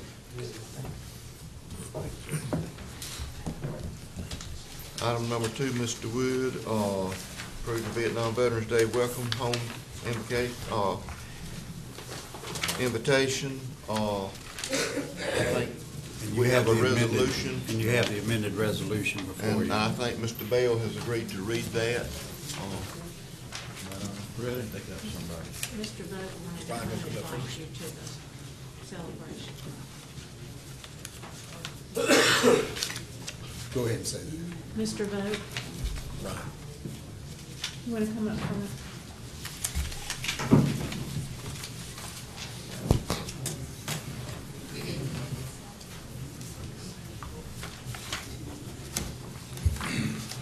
Commissioners, appreciate you guys having us here today. We've got a wide spectrum of veterans from many branches of the service and operational times. My name is Brian Volk. I'm the adjutant and treasurer for the Wayne County Veterans and Patriots Coalition. And what this ties to is the March 28th Vietnam Veterans Welcome Home celebration we're going to have here in Wayne County. A couple of years ago, there was a proclamation issued by the president, and there's been a couple of places around North Carolina that have had this event, but this will be a first for us in Wayne County. We hope it won't be the last. We're going to have a celebration. It'll start at 10 o'clock on the 28th at the museum at the corner of East Mulberry and William Street. We're hoping to have about 5 to 6 Vietnam period era vehicles there, some music. We're going to have some entertainment. It'll be a celebration type atmosphere, about 45 minutes. We'll take about 15 minutes from 10:45 to 11 o'clock to make our way over to the Veterans Memorial Park across the street. And at 11 o'clock, we'll have a very brief ceremony recognizing the 40 North Carolinians that are still missing in action or unaccounted for. We'll have a very brief ceremony there, and then we should be done by 11:30, 11:15, 11:30. But we're hoping that we can get as many Vietnam veterans out that we can. Most people are aware of the homecoming that Vietnam veterans received, and the focus on this is really making sure that the veterans of today, the community today, without the sacrifices of the Vietnam veteran and all the hardships that they went through, fighting for benefits and the other things that they did, allowed the veterans today to have the kind of treatment that we have when we come home. And we don't ever want to leave a generation of veterans behind like we have in the past. So that's the synopsis of what we're doing. I've asked you guys to create a proclamation for that day to co-align with the national celebration as well. Any questions for Mr. Volk? If not, we appreciate you being here. We appreciate y'all's service to this country. Y'all are the reason that we have the opportunity to sit on this board and have the freedom that we have today is because of people like you, or like y'all, the men and women that have served, are serving now, and the ones that have served in the past. And we certainly do appreciate it.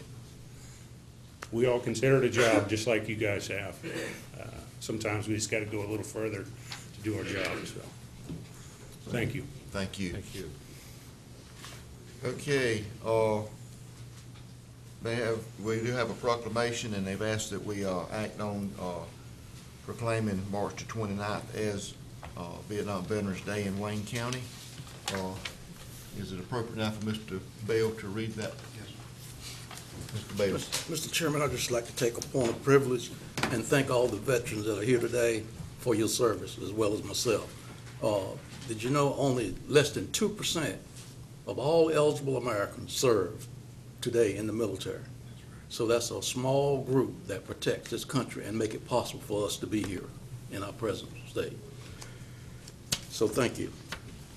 Whereas March 30, 2015, represent the 42nd anniversary of the end of American involvement in the Vietnam conflict. And whereas 2015 makes the 50th anniversary of the start of the ground campaign in Vietnam, when President Lyndon Johnson authorized the landing of the 9th Marine Expeditionary Brigade to defend the Da Nang Air Base in South Vietnam. And whereas thousands of them, brave Americans served our country in this conflict with courage, honor, and valor. And whereas more than 58,000 individuals made the ultimate sacrifice in Vietnam, and more than 300,000 more were wounded in combat. And whereas 1,636 Americans are still missing and unaccounted for from the Vietnam conflict, and their families and friends and fellow veterans will endure uncertainty concerning their fate. And whereas in 1982, the Vietnam Memorial was dedicated to commemorate those members of the United States Armed Forces who died or missing in action in Vietnam. And whereas the Vietnam War was an extremely diverse issue among the people of the United States, so that the crossfire of public debate about the involvement of the United States in the Vietnam War deprived many members of the United States Armed Forces who served bravely, faithfully for the United States during the Vietnam War of the support and appreciation of their service to our country. And whereas on March the 30th, 2009, the Congress of the United States proclaimed a Welcome Home Vietnam Veteran Day and encouraged the people of the United States to observe this day with appropriate ceremonies, activities, and promote awareness of the contribution of veterans who served in the United States Armed Forces in Vietnam, and the importance of helping such veterans real just to civilian life. Therefore, be it resolved that the Wayne County Board of Commissioners hereby proclaim March the 29th, 2015 as Vietnam Veteran Day in Wayne County, and urge all citizens to join the special observers and to take the opportunity to honor and thank our veterans for their service and given in their service to our country. This adopted this 17th day of March 2015. George Wayne Aycock, Chairman. Thank you, Mr. Bell. And I put that in the form of a motion. Have a motion on the floor. Any discussion or comments? Mr. Chairman. Mr. Mayor. I'd just like to say it's been a blessing to be, it's 3 years on this board. Over the last 3 years, the county commissioners and the city of Goldsboro stepped up big time to our veterans. Of course, with the forming of the Wayne County Veterans Advisory Committee, which Commissioner Pate is chairman of, it's about time that all you veterans got what you deserve, and that's good treatment, good health care, and being appreciated for what you have done and will do. So I'm just, I just want to say that I'm thankful that I'm a part of the outpouring to our veterans, especially over the last 3 years. Thank you, Mr. Chairman. Anyone else? Mr. Chairman. Mr. Pate. I also want to thank you, Ruth, for what you do. I've become real involved with this gentleman over the last couple of years. And actually, Vic Miller's the chairman, I'm just the liaison. We try to keep him straight now. But if she hadn't already done it, if Barbara had to put this on our website, if she would, that way everybody can see it, be reminded. And something else that's coming up, there's a Wounded Warrior thing in early April, is that correct? Going down to Camp June. We're doing a pig picking for close to 200. You want to step up to the mic? Or one of you. On the 2nd of April, we've done this, well, we do it every quarter, but we go down to Camp Lejeune to the Wounded Warrior Battalion East Barracks, and we've fed or taken care of probably close to 200 to as many as 400 at some time. Troops, soldiers, their families, staff. for the work that they do and to aid in the rehabilitation of those soldiers and Marines that are down there trying to get back to civilian life or continue on in their military career from injuries they've received downrange. The 2nd of April, we're going to go down and have a big picking and worked with the community, got some great donations and contributions to help us out. Like always, we're very appreciative for that. And looking forward to going down there and having a good trip. And public's welcome to go with us. There are, of course, a few stipulations on getting on the base, but generally they're pretty lenient with us veterans. So Would let politicians go on base? they might. I just thought it was important to tie that in before we voted to show that these guys are taking care of not only the Vietnam era veterans, but all the veterans that are coming back. Thank you, Mr. Chairman. Mr. Bell. Mr. Chairman, just for information purposes, I fall in the category of the 300,000. I'm a victim of the Agent Orange, which all these veterans knows what that is, so they consider that a combat-related injury. Mr. Chair. Mr. Kamari. I would just like to add to something Mr. Bill said earlier, and I would like to add this day is very important. There's a greater cross-section of veterans and their families obviously here today than we have seen in this room since I've had the privilege of serving on this board. And so I just want to take a point of privilege that if there's another veteran out there who would like to say something to us, we have a moment or two. I would just love to just open up this morning for any veteran group that had not been before this board before to make any comment that you would like to make for us to remember. Anyone else? If no one else has any comments or questions, I have a motion on the floor. All in favor of Mr. Bell's motion, show sign of right hand. Motion carries unanimous. Thank you, Mr. Bell. And thank y'all for being here today. We have just at least you two guys come down and we'll do a picture. Okay. We'd greatly appreciate that. Yes, sir. All of you are welcome to come down. I don't want to single anybody out. Are there any Vietnam veterans in the audience? Say again? Okay. We appreciate it. Yes, sir. Yes, ma'am. All right.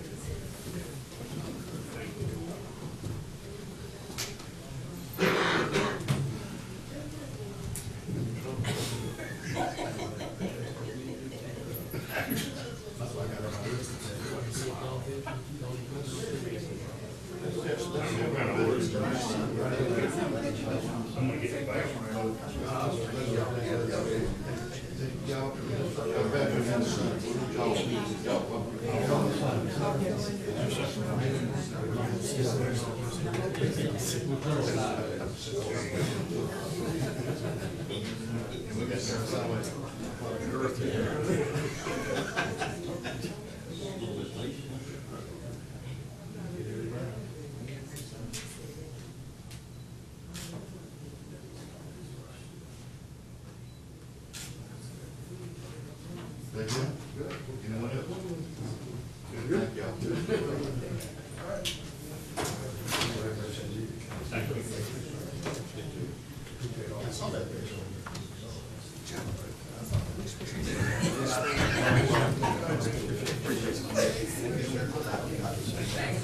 I think I saw that on my schedule. Well, that should be pretty brief. It is what it is.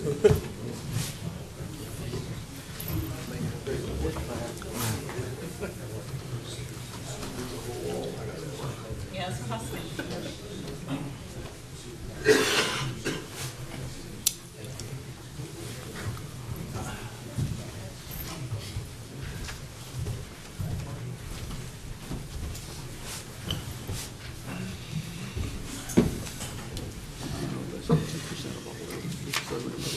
Item number 3, Mr. Wood, motion to approve April 2015 is Donate Life Month proclamation.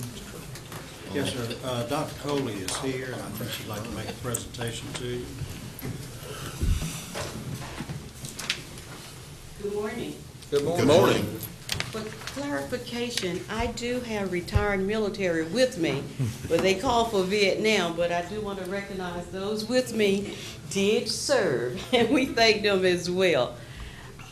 April is National Donate Life Month, and as an advocate for organ and tissue donation, I wanted to come before my commissioners, Wayne County, to ask if you would proclaim April as Donate Life Month.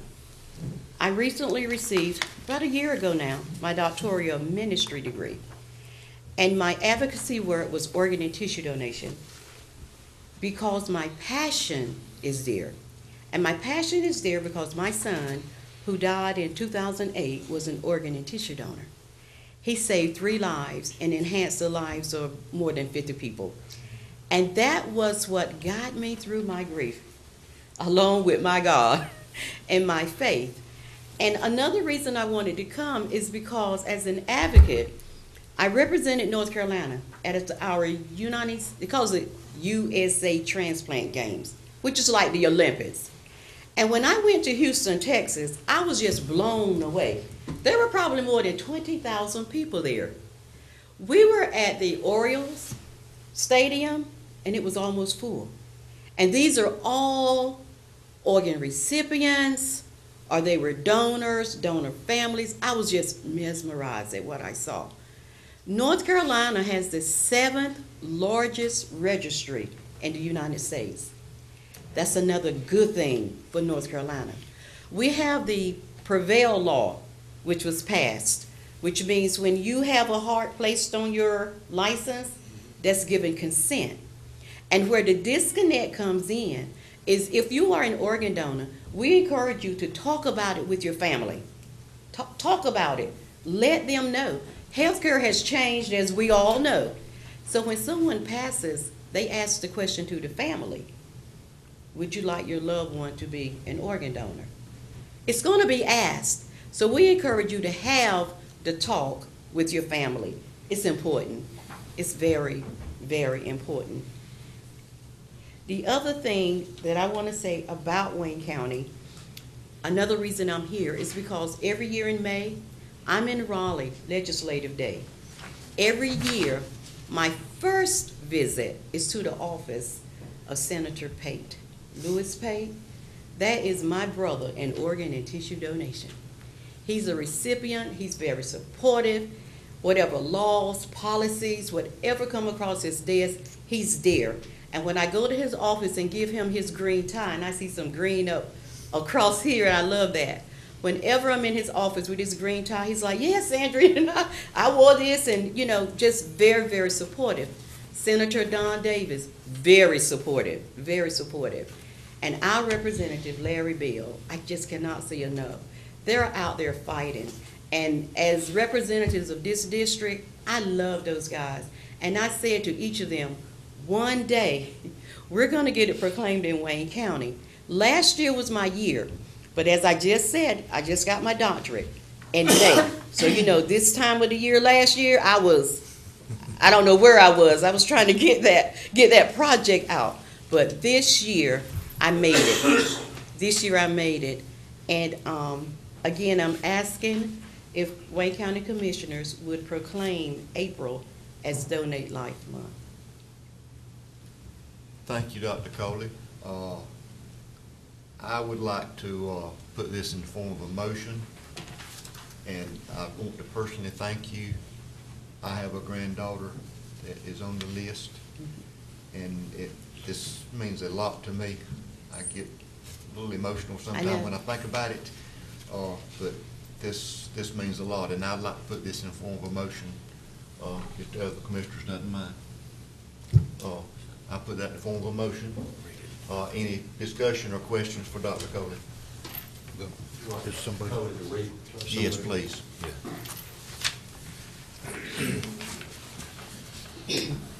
North Carolina, Wayne County.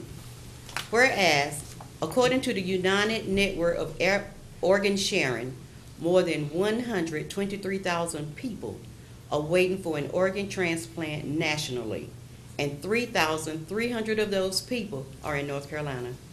And whereas an average of 18 people awaiting transplants die each day because there is a severe shortage of organ donors.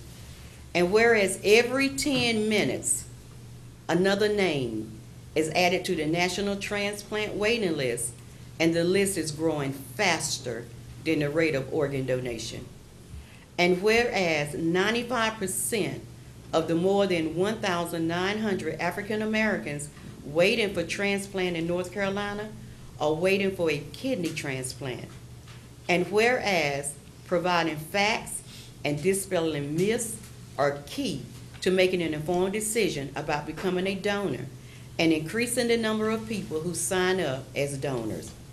And whereas the North Carolina Division of Motor Vehicles play a critical role with 4.4 million North Carolinians in the state's donor registry, having registered when they received their North Carolina driver's license, making it the 7th largest registry in the country.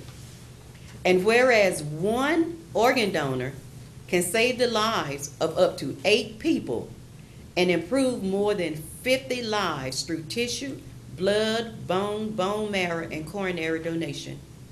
And whereas North Carolinians are encouraged to get the facts about donation and discuss their wishes with their families and physicians, sign up as donors via the North Carolina Division of Motor Vehicles by having a heart on their driver's license or enrolling online at donatelifenc.org. And whereas Vidant Medical Center, Greenville, North Carolina Transplant Center, is a leader in providing life-saving transplants with patients cared for by a team of experts, including surgeons, nurse coordinators, social workers, infectious disease specialists, nutritionalists, immunizations, and pathologists. And whereas Carolina Donor Services is a federally designated organ procurement organization with an office located in Durham, serving 7 million people in 78 counties in North Carolina and Danville, Virginia, and serving 107 hospitals and 4 transplant centers that perform heart, lung, liver, kidney, pancreas, and intestine transplants to maximize the passing of the heroic gift of life from one human being to another through organ and tissue donation. And whereas the County of Wayne joins healthcare professionals, volunteers, educators, government agencies, faith-based and community groups, and private organizations in an effort to boost the number of organ, tissue, blood, bone marrow, and coronary and stem cell donors throughout North Carolina. Now therefore, be it resolved, the Wayne County Board of Commissioners does proclaim April 2015 as Donate Life Month, and Wayne County, and commends this observance to our citizens, adopted this day, the 17th day of March, 2015, George Wayne Aycock Jr., Chairman, Wayne County Board of Commissioners. Thank you, Dr. Coley. You've heard the resolution, and I've made a motion. Any other questions? Dr. Page? I have one question. I've got the heart on my driver's license. Do I need to also go to donatelifenc.org and enroll, or does it matter? No, that's the law. You're enrolled. So you already got me. Okay. Yes. I just never heard of the other side. It was just a question. I'll leave it with Marcy, the law, and you can look it up, the number. Okay, thank you so much. You're so welcome. Yeah. Anyone else have any questions or comments before we vote? One other comment Yes, I ma'am. want to make. The reason in the resolution, if you know anyone that's on dialysis or have kidney failure, that's the number one organ is the kidney. And in North Carolina, our Congressman Butterfield has a grant that he helped to bring to our state in 2010. And it was because Eastern North Carolina has been designated epidemic for chronic kidney disease. And most of those patients are African American, and that's why that particular is in this proclamation, because that's our goal, to increase our numbers also. Thank you. Okay. Anyone else? Have a motion on the floor. All in favor of motion adopting this resolution, show sign of right hand. Motion carries unanimously. And again, Dr. Coley, thank you so much for your hard work on this, and it means a lot to me. Thank you. Could I trouble you for a picture? Sure. Sure. And I'm going to ask our moderator, Reverend Harold Warren, who's the moderator for our Bear Creek Missionary Association, which is here in Goldsboro, and also Pastor Willie Lewis, who's a veteran here in Goldsboro. This is Dwayne Cooper. Dwayne represents Carolina Donor Services, and he has gifts for everyone, to include Marcy. Also a recipient of kidney and liver. I'm a kidney recipient.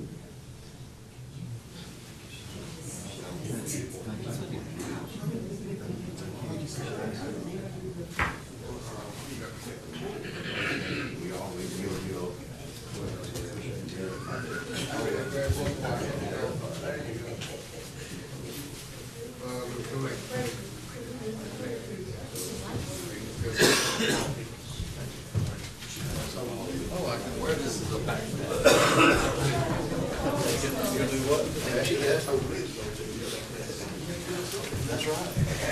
We should have been older than me. That'll make my wife happy. Yeah. Talk to her.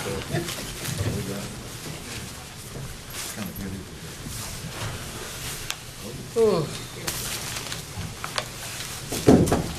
Watch it, Ed. Turn me brains on up there. So that's everything we got in there. Budget amendments, Ms. Hope.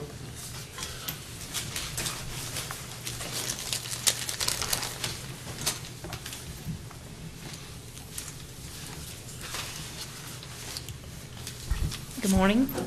Morning. Okay, we're going to begin with budget amendment number 323, and we're going to include 346 for this. 323 is for $312.50 to appropriate controlled substance funds, and 346 is $6,520 to appropriate concealed weapon and fingerprint fees. Pleasure of the board on budget amendment 323 and 346. Motion to approve. Have a motion on the floor that we approve budget amendment 323 and 346. Any discussion? If no discussion, all in favor show sign of right hand. Motion carries unanimous. Budget amendment number 342 is for the Health Department. It is to anticipate and appropriate incentive funds for the implementation of electronic health records, and this is grants. Pleasure of the board. $63,750. Motion to approve, Mr. Chairman. Have a motion on the floor. Any discussion on budget amendment 342? If no discussion, all in favor show sign of right hand. Motion carries unanimous.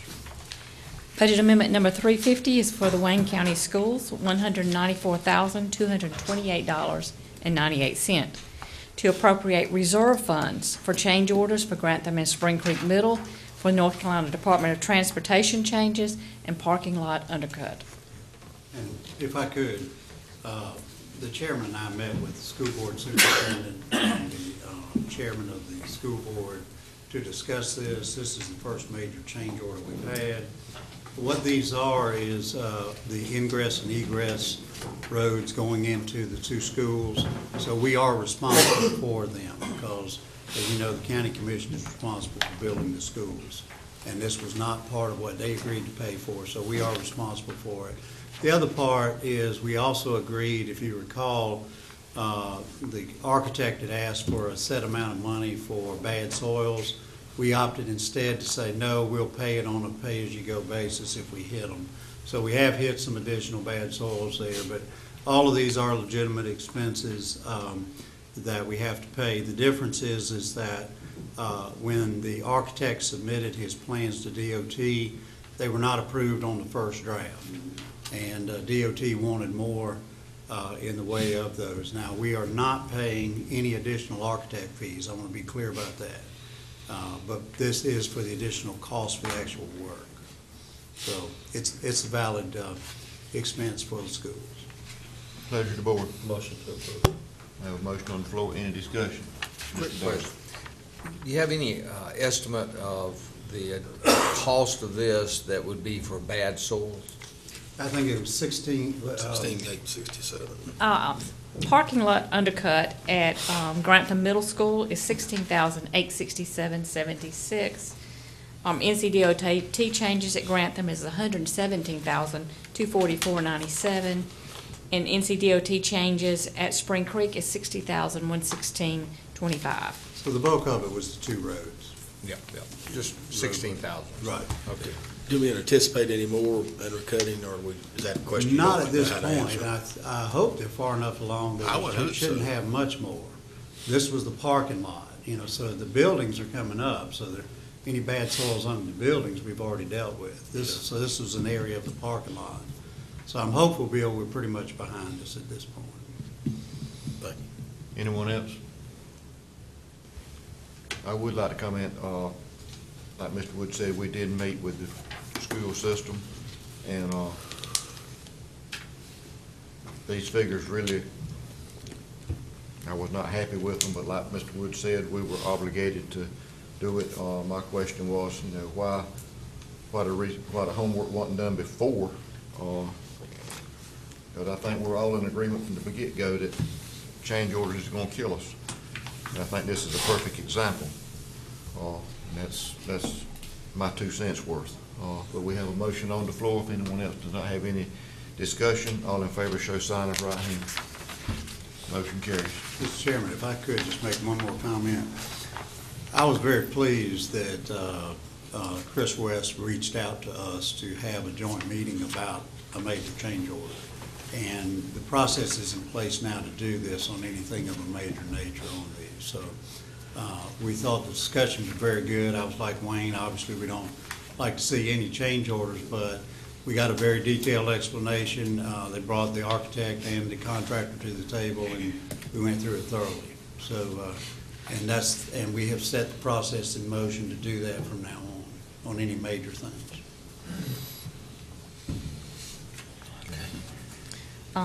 Budget amendment number 351 is for services on aging. Is to anticipate and appropriate MIPPA, a multifaceted piece of legislation containing several important provisions that directly change the Medicare program and allocated federal funding for state health insurance assistance programs. There's no county match, and it's Medicaid improvements for patients and providers. $1,773.25. Pleasure of the board on budget amendment 351. Motion to approve. I have a motion on the floor. Any discussion? No discussion. All in favor of budget amendment 351 show sign of right hand. Motion carries unanimous. Budget amendment number 354 is for streetlights, $9,744, to anticipate and appropriate streetlight assessments Fallingbrook. This is 203 at $48 each. Pleasure of the board. Motion to approve, Mr. Chairman. I have a motion on the floor that we approve budget amendment 354. Any discussion? Mr. Chairman. Mr. Mayo. Their lights are on, and of course, they're elated every time you go through that area and see people walking since it's been warm the last couple of weeks. They're still saying, thank the Board of Commissioners and all the staff, everyone concerned, that those lights are on. They feel much, much safer at this point. Anyone else? No other questions or discussion? All in favor of budget amendment 354, show sign of right hand. Motion carries unanimous. And we have one walk-on, it's number 359, it's for EMS. It's $160,000 to anticipate and appropriate an insurance reimbursement for the EMS ambulance. Pleasure, board. Motion to approve. Have a motion on the floor, we approve budget amendment 359. And just for some clarification, as all of y'all know, we lost the ambulance in an accident. Thank goodness our employees were not hurt real seriously. There is some recovery time that's involved. And also, Tommy, I think correct, if some of the equipment, we will be getting there will be another budget amendment on some of the equipment that was messed up in that accident, so. And we did have replacement cost insurance, and so we did one thing right when we got the insurance for total replacement cost. Any other discussion? Just a question. Mr. Doherty. Was this with Wayne Net, or was this actually an No, this EMT? is Wayne Net. It was Wayne Net? Yeah. Okay, thank you. Any other questions? If not, all in favor of the motion, show sign of right hand. Motion carries for budget amendment 359. Thank That you, Ms. Hunt. concludes.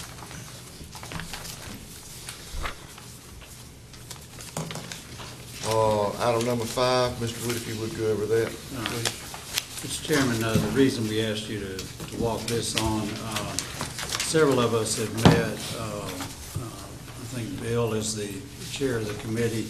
We had talked about the possibility of doing a feasibility study for fundraising for the Agricultural Community Center. And where this idea came from is, this is the company that did the Impact Wayne fundraising roughly 4 years ago for Wayne the Development Alliance. And they did a very good job for us on that. So the idea was that we would bring them in to do some preliminary work on the fundraising here. As you'll notice, the fee is $23,500. The idea is they would conduct approximately 40 to 60 personal confidential interviews with potential investors. And so we would get some feedback as to what they think the possibility is of what level of funds we think we can raise on this. So that's it in a nutshell. With that, I'll open it up. We have other members of the committee who were there to discuss it. We did bring in Mr. Kiernan with the firm and discuss this. So, Bill, is there anything you'd like to add to that? I think this is the next step in our moving forward with our ag construction, because we're moving forward on this. But we promised all along that we would go to a private funding to see if there was money out there, so people would have skin in the game, so to speak. I know this is basically a basic contract, but there was one question about the cost of their travel, whether they be flying and that kind of thing. Can we get that cleaned up a little bit? I think what I would suggest you do is approve it subject to that. And That's what I was and getting we'll ready work to with them on suggest. that. I'll leave it to anybody else to, well, I put that in a motion then, how about that? Have a motion on the floor, any other discussion? Mr. Chairman, Mr. Mayor. I know this firm, I wasn't here when Impact Wayne was instituted, but the understanding from what I've seen with Impact Wayne, this firm has done a really good job with Impact Wayne, and they have a good reputation, so I don't have a problem in moving forward. Plus, as we were discussing earlier, the Development Alliance and the Ag Center will have some kind of continuity because we got the same fund raisers involved here. So I'm in total agreement with going forward with this. Thank you, Mr. Chairman. Can we include the budget amendment with this motion? I will add that to my motion, I'm sorry. And that would be coming out of the capital projects fund that we established, right? Okay. Mr. Chairman. And I do want to point out that this is a rather aggressive schedule here, but if you'll, I don't have that right in front of me, but they are speaking of actually implementing this almost immediately. And that schedule would indicate a timeline of April through actually late May to get a final recommendation and final report. So we're hoping that by authorizing this, that by the end of May, we would actually get back a report from them in regards to feasibility. And hopefully that feasibility would justify us bringing back additional action to proceed on beginning the 1st of June. I think the sooner we can start our process of private funds into the mix, the better off we're going to be. Thank you, Mr. Chairman. Thank you. Anyone else? Is there a preliminary goal and amount? Well, you know, I'm looking at 3 million, but I don't know whether or not the study is going to justify that. That's what the study was going to tell us what was, they thought was out there. Establish a goal. Establish the Yeah. goal Okay. for us. And once the goal is established, showing the feasibility of actually raising that amount of money, like I say, we hope to find 3 million there. Of course, you know, while this is going on, we're still looking for money through grants and that type of thing. So every stone, no stone's being left unturned. Because, again, and I had a little Freudian slip in my speech the other day, but I still say 2016 is my goal to break ground on this project. And a bake sale. And a bake sale, right. According to Lewis Pate, Yeah. Senator's probably got the recipe already put together. I have a motion on the floor with the attached budget amendment and the condition that, we check into the part that's in parentheses. Any other discussion? If not, all in favor show sign of right hand. Motion carries unanimous.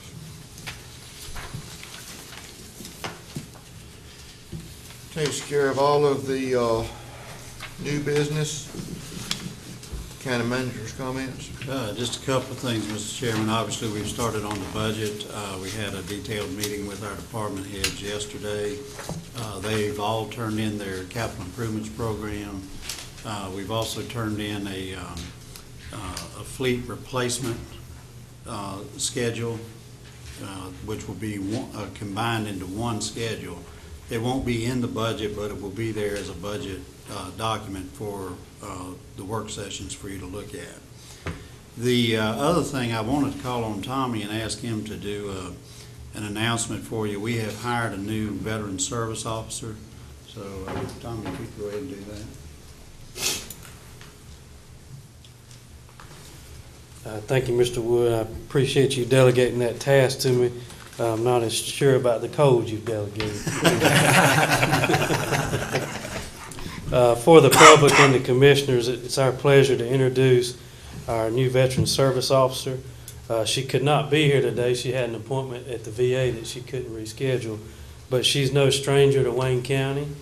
Many of you may remember her by her former name, Brenda Forsythe, but Brenda DeBose has been hired as the veteran service officer. She retired in 1994 from the U.S. Air Force after she served 20 years. For the last 16 years, she served as a veteran service officer. 7 of those years she spent in Jackson County, and 9 of those years she spent here in Wayne County from 1998 to 2007 here in Wayne County. Since early 2014, she has been a veteran service officer for the state of North Carolina, working in the Wilson office. We're very lucky to have a fully certified and accredited VSO officer that can hit the ground running. Her first day was yesterday. A little bit of background on her. She received her Bachelor of Arts degree from St. Leo College while serving at Seymour Johnson Air Force Base. She later received her Master of Human Relations degree from the University of Oklahoma while serving at Ramstein Air Force Base in Germany. She holds numerous memberships in veteran-oriented organizations, and in 2006, she was named the Carolyn Jarman Service Officer of the Year by the North Carolina American Legion. She came highly recommended to us. Many of you have known her and worked with her in the past, and you know that she has high expectations for that office, as do we. And we're looking forward to the positive changes that she's already implemented there. And some of those that she'll be talking with you about include providing access for veterans when they come in to do online paperwork. And also she wants to have a walk-in Wednesday where she allows veterans to come in on Wednesdays who don't have an appointment and need services. So we're trying to utilize that office as much as we can and provide better access to our veterans in Wayne County. So as you see her, be sure to welcome her back to the community. She is living here in Goldsboro again, and she's excited about the opportunity, and she told us that when we interviewed her, she was looking forward to being back home. So thank you for that. What was her current last name? Brenda DeBose. D-U-O-S-E. How you spell it? I just want to make a brief comment. Back in 2000, I went into her office and 1st of December and made a request through the Veteran Services. By the 31st of December, I had my stuff approved. That's what kind of job she did. And matter of fact, I was her former husband's first sergeant, so. Oh, really? Okay. Well, we should have called you for a reference. Mr. Mayor, I'm already getting positive feedback. I have an employee that her husband is a veteran, and he went down to Veteran Services this past week. And he said the attitude and the service was just completely different. And you can be different in a lot of different ways, but this was a positive difference. And so Brenda's already making a big impact on the services that our veterans are getting. So that's what we should be doing. It's exactly what we're doing, is giving these veterans what they need. And so I appreciate that. Anyone else? Mr. Chairman, I would like to just acknowledge Bill Graham offered to serve on this committee. We recruited him and asked if he would, and he very graciously accepted. We wanted some input from the veterans on this committee. And Bill was a great addition to the committee, and I thought contributed a lot to it. And I just wanted to acknowledge his service on that. You have any other comments? No, sir, I'm done. Okay. Board of Commissioners, committee reports and comments. Mr. Bell? 2 quick reports. I met with the Latino Council, and they're in the process of establishing some guidelines and rules to reach out to the Hispanic community. And, a lot of those people don't read, the adults don't read or write, so they're having some problem in communicating with a lot of them, but they're working hard trying to get that established. And also met with the Board of Elections. I think we were asking for a little decrease in their budget. Right. It's going to be very difficult for them to ask for a decrease because you got that special presidential election in addition to what we've been having. So that's going to be an expense. Plus, there's some equipment that's got to be upgraded. So I just want to put that out there because they're going to have a problem cutting their budget. Mr. Pate? Thank you, Mr. Chairman. I went to the Agriculture Steering Committee on Thursday the 5th and wondered whether I was going to get there back and forth without it starting to snow. Matter of fact, our meeting got cut somewhat short because the chair and vice chair are both from the western part of the state, and they got out of Dodge because they know that we get ready to drive into them. There were a couple of good presentations that were given that day, but the one that really struck me was Dr. Thomas Melton from NC State about the Plant Sciences Initiative. And I know this is too small for you to really see, but the NC State wants to build this facility. It'll be a $180 million facility. He went through, and it's a great thing, because North Carolina has a lot of, plant science in this, and they want to be able to bring manufacturing where the plants are, which are in North Carolina, so they want to build food processing plants in the eastern part of the state and across the state. And so it's a good idea what they're doing. I did kid Dr. Melton at the end that I wish he would send a few of those dollars back down here to Wayne County for our agriculture center. He laughed too.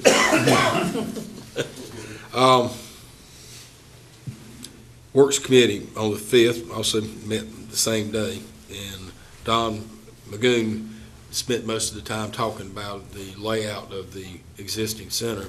They are working hard on this thing, and as I said last time, it's really exciting stuff. And I'll let Ray speak a little bit more, because he got invited to that too. Of course, our joint meeting last Friday with the city, I thought was historic. Again, I appreciate this board and that board and the staff on both sides for working together to bring forward this agricultural convention center. And again, we'll get this thing done. And finally, still in agriculture, we went to Scott Farms last Friday for the agricultural summit.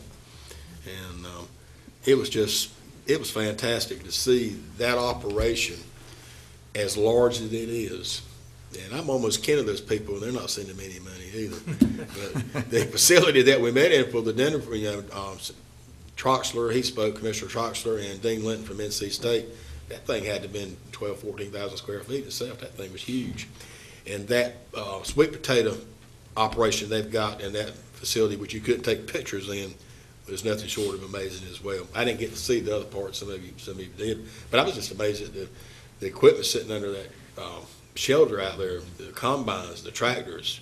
It was just, that is agribusiness in North Carolina, and it's why North Carolina is one of the leaders in the country. Thank you, Mr. Chairman.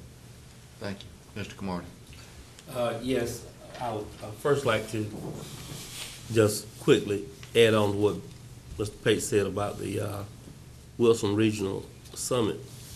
First thing I want to know, when I pull in, those guys give me permission to learn to drive one of those tractors.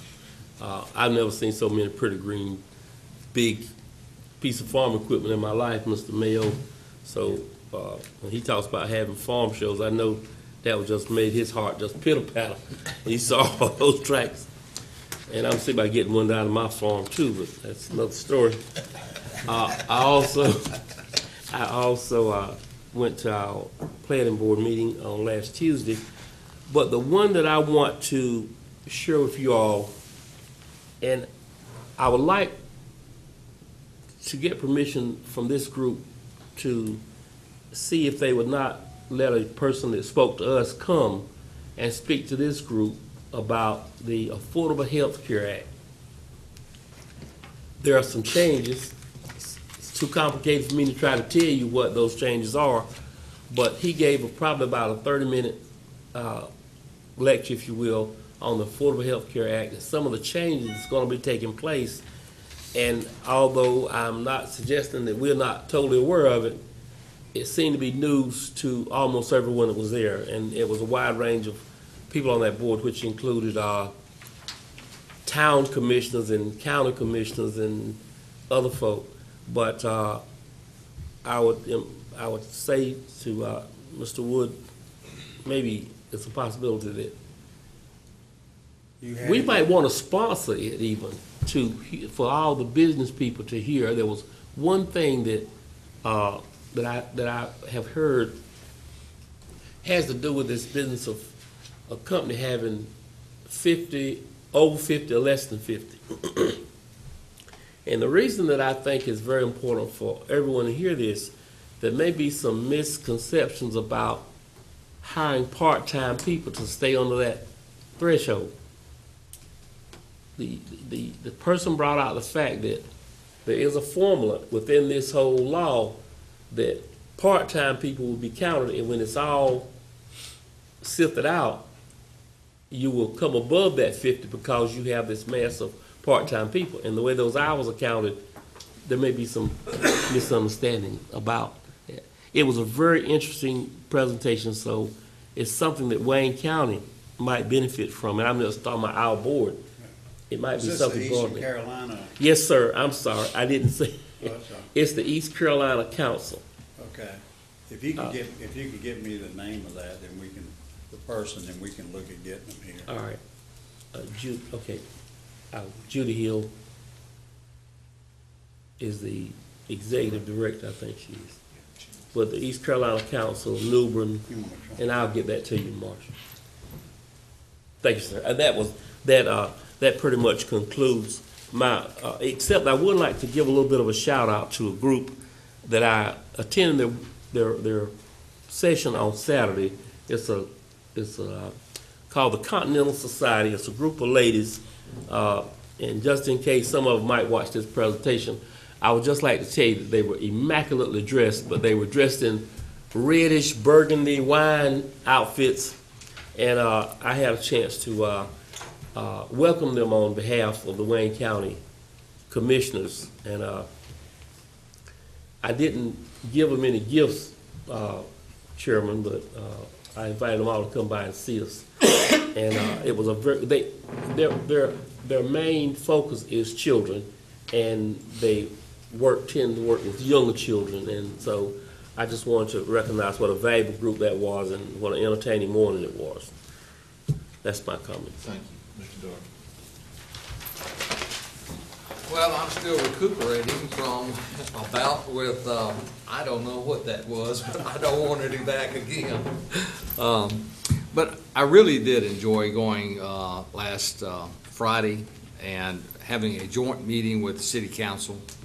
And with that said, I do want to point out to this board and commend this board for their actions last year in reaching out to the school board and renewing a strong working relationship with the school board. And this year, we really have reached out to the city of Goldsboro and have formed a new working relationship with them.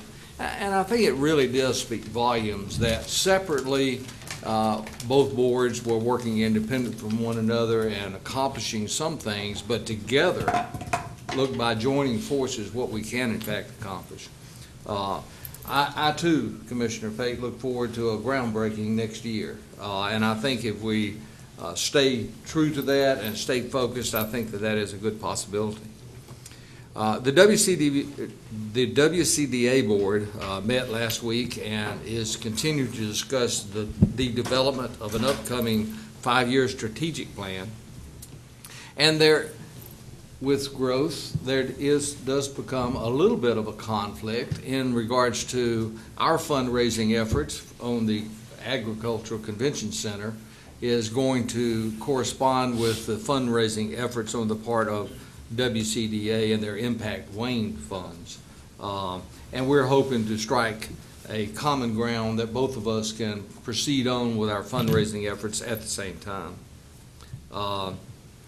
I really did enjoy the trip out to Scott Farms, the Agricultural Summit. It was kind of eye-opening. I think a lot of people just don't realize how big business agriculture is. When we drove up and we looked at those nice green tractors we were talking about, I mean, there appeared to be, to the novice, millions of dollars worth of equipment there. And that means that somebody had to take a risk. They had to go borrow the monies necessary in order to purchase those pieces of equipment. So I don't know, it really was eye-opening, and I think in a lot of ways we need to share that with some of our citizens so that they can see that agriculture has become, in Wayne County, over a $1 billion industry. And it is an industry. Thank you, Mr. Chairman. Thank you, Mr. Darby. Mr. Mayor. Thank you, Mr. Chairman. I attended along with Commissioner Pate.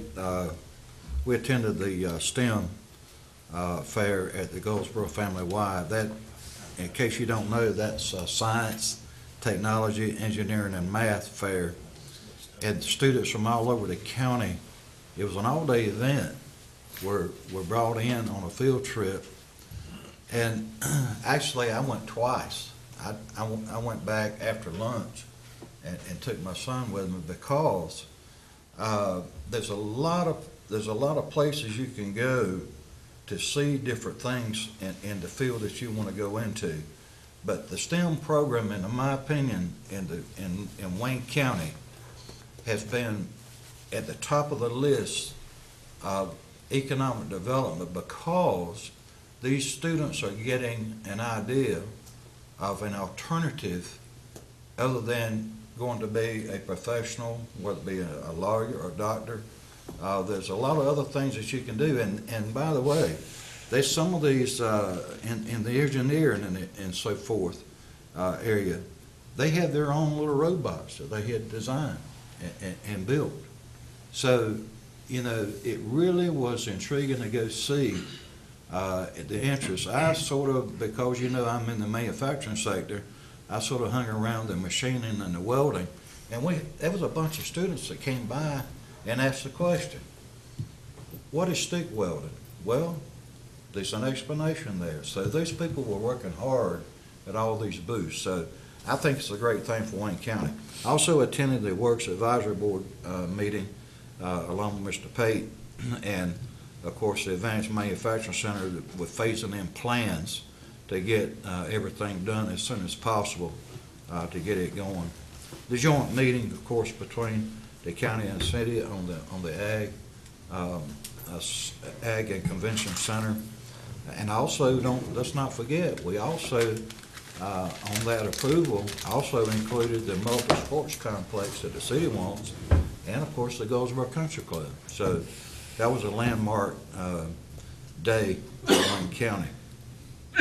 Also attended the health board meeting. Mr. Davin Madden, the director, reported that the mobile dental unit has performed better than the goals that were originally set for the mobile unit. And if don't quote me on this, but I'm almost positive he said, I need to start recording these, by the way, but it was like 300% more that this mobile unit, as far as students, than what they had originally projected. So everybody's elated as to the results of this dental unit. Also, we discussed future goals and plans of the health department. You may have saw a little bit in the paper about that. Also, talking about Scott Farms. Man, what technology. It's just unbelievable. We, just as a matter of information, we lease our farm to Scott Farms. 60 acres, cleared land. When I was growing up with a one-row tractor, my dad and I, working day and night, it took us 3 weeks to break this land and disc it. I stood at our farm a year ago, and these guys came in from Scott Farms with their tractor with the 40-foot disc. They came in at 9:16, and at 11:45 they had disced the whole 60 acres and were leaving. Now I'm telling you, that is progress. By the way, in what was it, 1988, the average farmer was feeding what? How many people? You remember? They said 50-some. 50-some. Well, today, 155 that the farmer is feeding average number of people. But when we went into that potato house, I was talking to Commissioner Daugherty. I said, man, I see machine parts everywhere.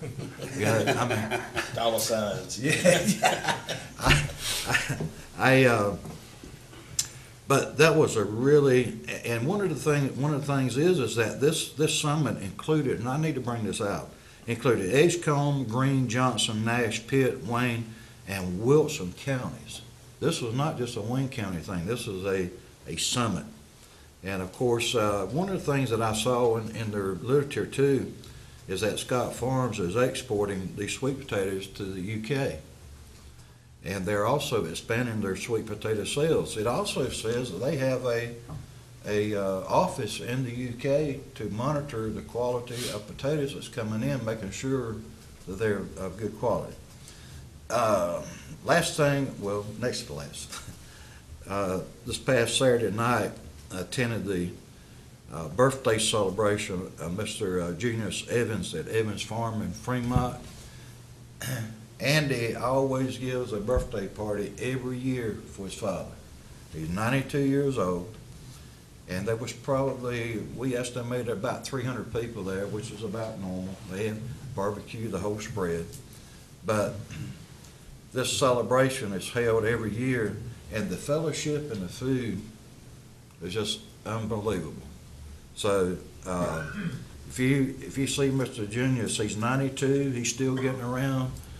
He can still tell you what he thinks, and at 92 he has a right to. Finally, I want to remind everyone that the Daffodil Festival will be at Fremont on Saturday, March the 28th, from 10 a.m. to 5 p.m. And you can go on the website if you want to see the schedule of events. www.fremontnc.gov, and you can see the schedule. The Embers have played there since, I don't know how many years, and they're going to be playing again, but it is a big day for the northern part of the county. Thank you, Mr. Chairman. Thank you. Mr. Gerald? The Wayne Moore Hospital Board has been very active with several meetings recently, with the highlight being the Kaufman Hall Report, which is a 5-year strategic financial plan report and guide. But the main emphasis, as I saw it, was addressing capital needs for the future at the hospital. Also, the Gateway Board met and received our annual audit. It was a very good report and very positive report that I'm happy to tell you all today. And finally, last week I attended the Essentials County Government course in New Bern. It's sponsored by the Association of County Commissioners and UNC School of Government. Not only we had some good classes, but got a chance to network with some of our local commissioners in East North Carolina and got a chance to meet them. That's it. Thank you. Thank you. Most of the events that I attended has already been mentioned, but I will mention some of them again.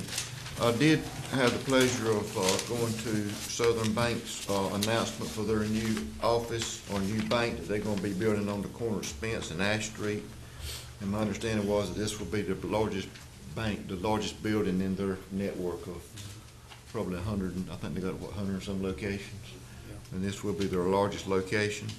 And again, the joint meeting of the City of Goldsboro and the County of Wayne on the Ag Center and the Sports Complex and the Goldsboro Country Club. Some people don't realize the impact that's going to have on Wayne County. I mean, and the fact that the city sat down with the county and worked all this out. I think it speaks highly for both boards and the staff for the city and for the county. Also attended the Wilson Regional Ag Summit up at Scott Farms, and I think about everything has been said. It was one, they, like Mr. Camardi said, and some of the other commissioners, the equipment that they've got to use. Most of us that was raised on a farm can remember back, our dads, granddads would go out and buy a new piece of equipment and didn't even invest in a shelter to put it under. It set out the whole year most of the time. And I was impressed with the shelter, the way they look after the equipment today is different from what it was 50, 60 years ago. But it was quite an impressive operation. And haven't really known Sonny Scott personally, but I've known of him for many, many years. He did not start out as a large farmer. He started out as a small farmer, and that family has worked for what they've got, like most other large farming operations in eastern North Carolina. Also, yesterday I had the pleasure of sitting down. It was going to be just a short meeting, but it turned out to be over an hour. I had the pleasure of sitting down with Miss Goldsboro, Miss Victoria Baskett. That's a dynamic young lady. She had a life-threatening experience when she was 19 years old, and it has completely changed her outlook on life. I mean, she's just bubbling over and enthused about. She's a junior at UNC at Chapel Hill, and she admitted this. That's a very liberal school, but she says that she was taught right and that she's going by what her mother and dad taught her. But she had always wanted to be a lawyer, and when she had that life-threatening experience at a young age of 19, like I say, it changed her whole outlook on life. And she's now majoring in, she wants to be a physical therapist for children. I mean, and she's going to come present her little program to us sometime in April. But it was going to be a 10-minute meeting that turned out to be over an hour, and I was really impressed with her. And also tonight is the Wayne County Firemen's Association meeting, and it will be at Oakland Fire Department. They eat about 7 o'clock, and the meeting will be at 7:30. And that's all I have. If anyone else has anything, Mr. Camardi? I neglected, and when I looked down at my page, I didn't go back to the first week, and I would not want to miss this one. On the 6th, I went down to the Senior Citizens Building to be part of a health fair, and it was a pleasure to walk around. And I didn't let anyone give me any kind of test because I didn't want to go in the shop for having something wrong with me that they would catch right then. I learned better than to do that, but there was a room full of people. I mean, just to coming and going. When I got there, I had to park up on the road with so many people there. And I bring that out because folks sitting on this board, please don't forget or overlook or have any doubt about the number of people that you've given an opportunity to interact at that site. I've never been down there when it wasn't busy, but it was busy the other day. And folk were down there giving out information. Everybody was just pleased as punch. And I got a chance to walk around, shake a lot of hands, and it was just interesting to be there. So I just would almost overlook that one, but just wanted to mention. Thank you. Mr. Bell, go ahead. Yes, since he mentioned the seniors, citizens, I mentioned this 2 or 3 times before, but just for the benefit of those that didn't hear me talk about it. Of all the industrialized countries in the world, we are number 15th at how we treat our adults, senior, older citizens. But not in Wayne County. Now, we are pretty good in Wayne County, but overall, we come in number 15 of all the industrialized countries in the world. That's not good. And one more little humorous piece. Mr. Chairman, I heard you talking about the fact that back in the day you all didn't have a shelter over your equipment for farming. I just want to tell you that my grandfather always had a shelter over those 2 big mules that he had out there. Y'all had those tractors you left outside. My granddad had that barn with those mules on it. He didn't leave his tractors outside. That was like a Pepsi bottle of exhaust. Yeah, those 2 mules, they had their shelter. Mr. Chairman, can I say one other thing? Did I ever tell y'all why I went in the Air Force? Probably get out of the back. My mule died. So why you didn't I join the Army? I did miss one thing that I was going to mention, and I'd like to invite the commissioners, any of you, if you can attend. Sunday, this coming Sunday, March 22nd, they're having the grand opening at the Generations Children and Student Center at First Church on Wayne Memorial. This church is I'm not a member there, but I do attend there. Their goal is children, and this new several $1 million facility is dedicated just for the children in the Goldsboro and Wayne County area, and they're going to have a dedication this coming Sunday.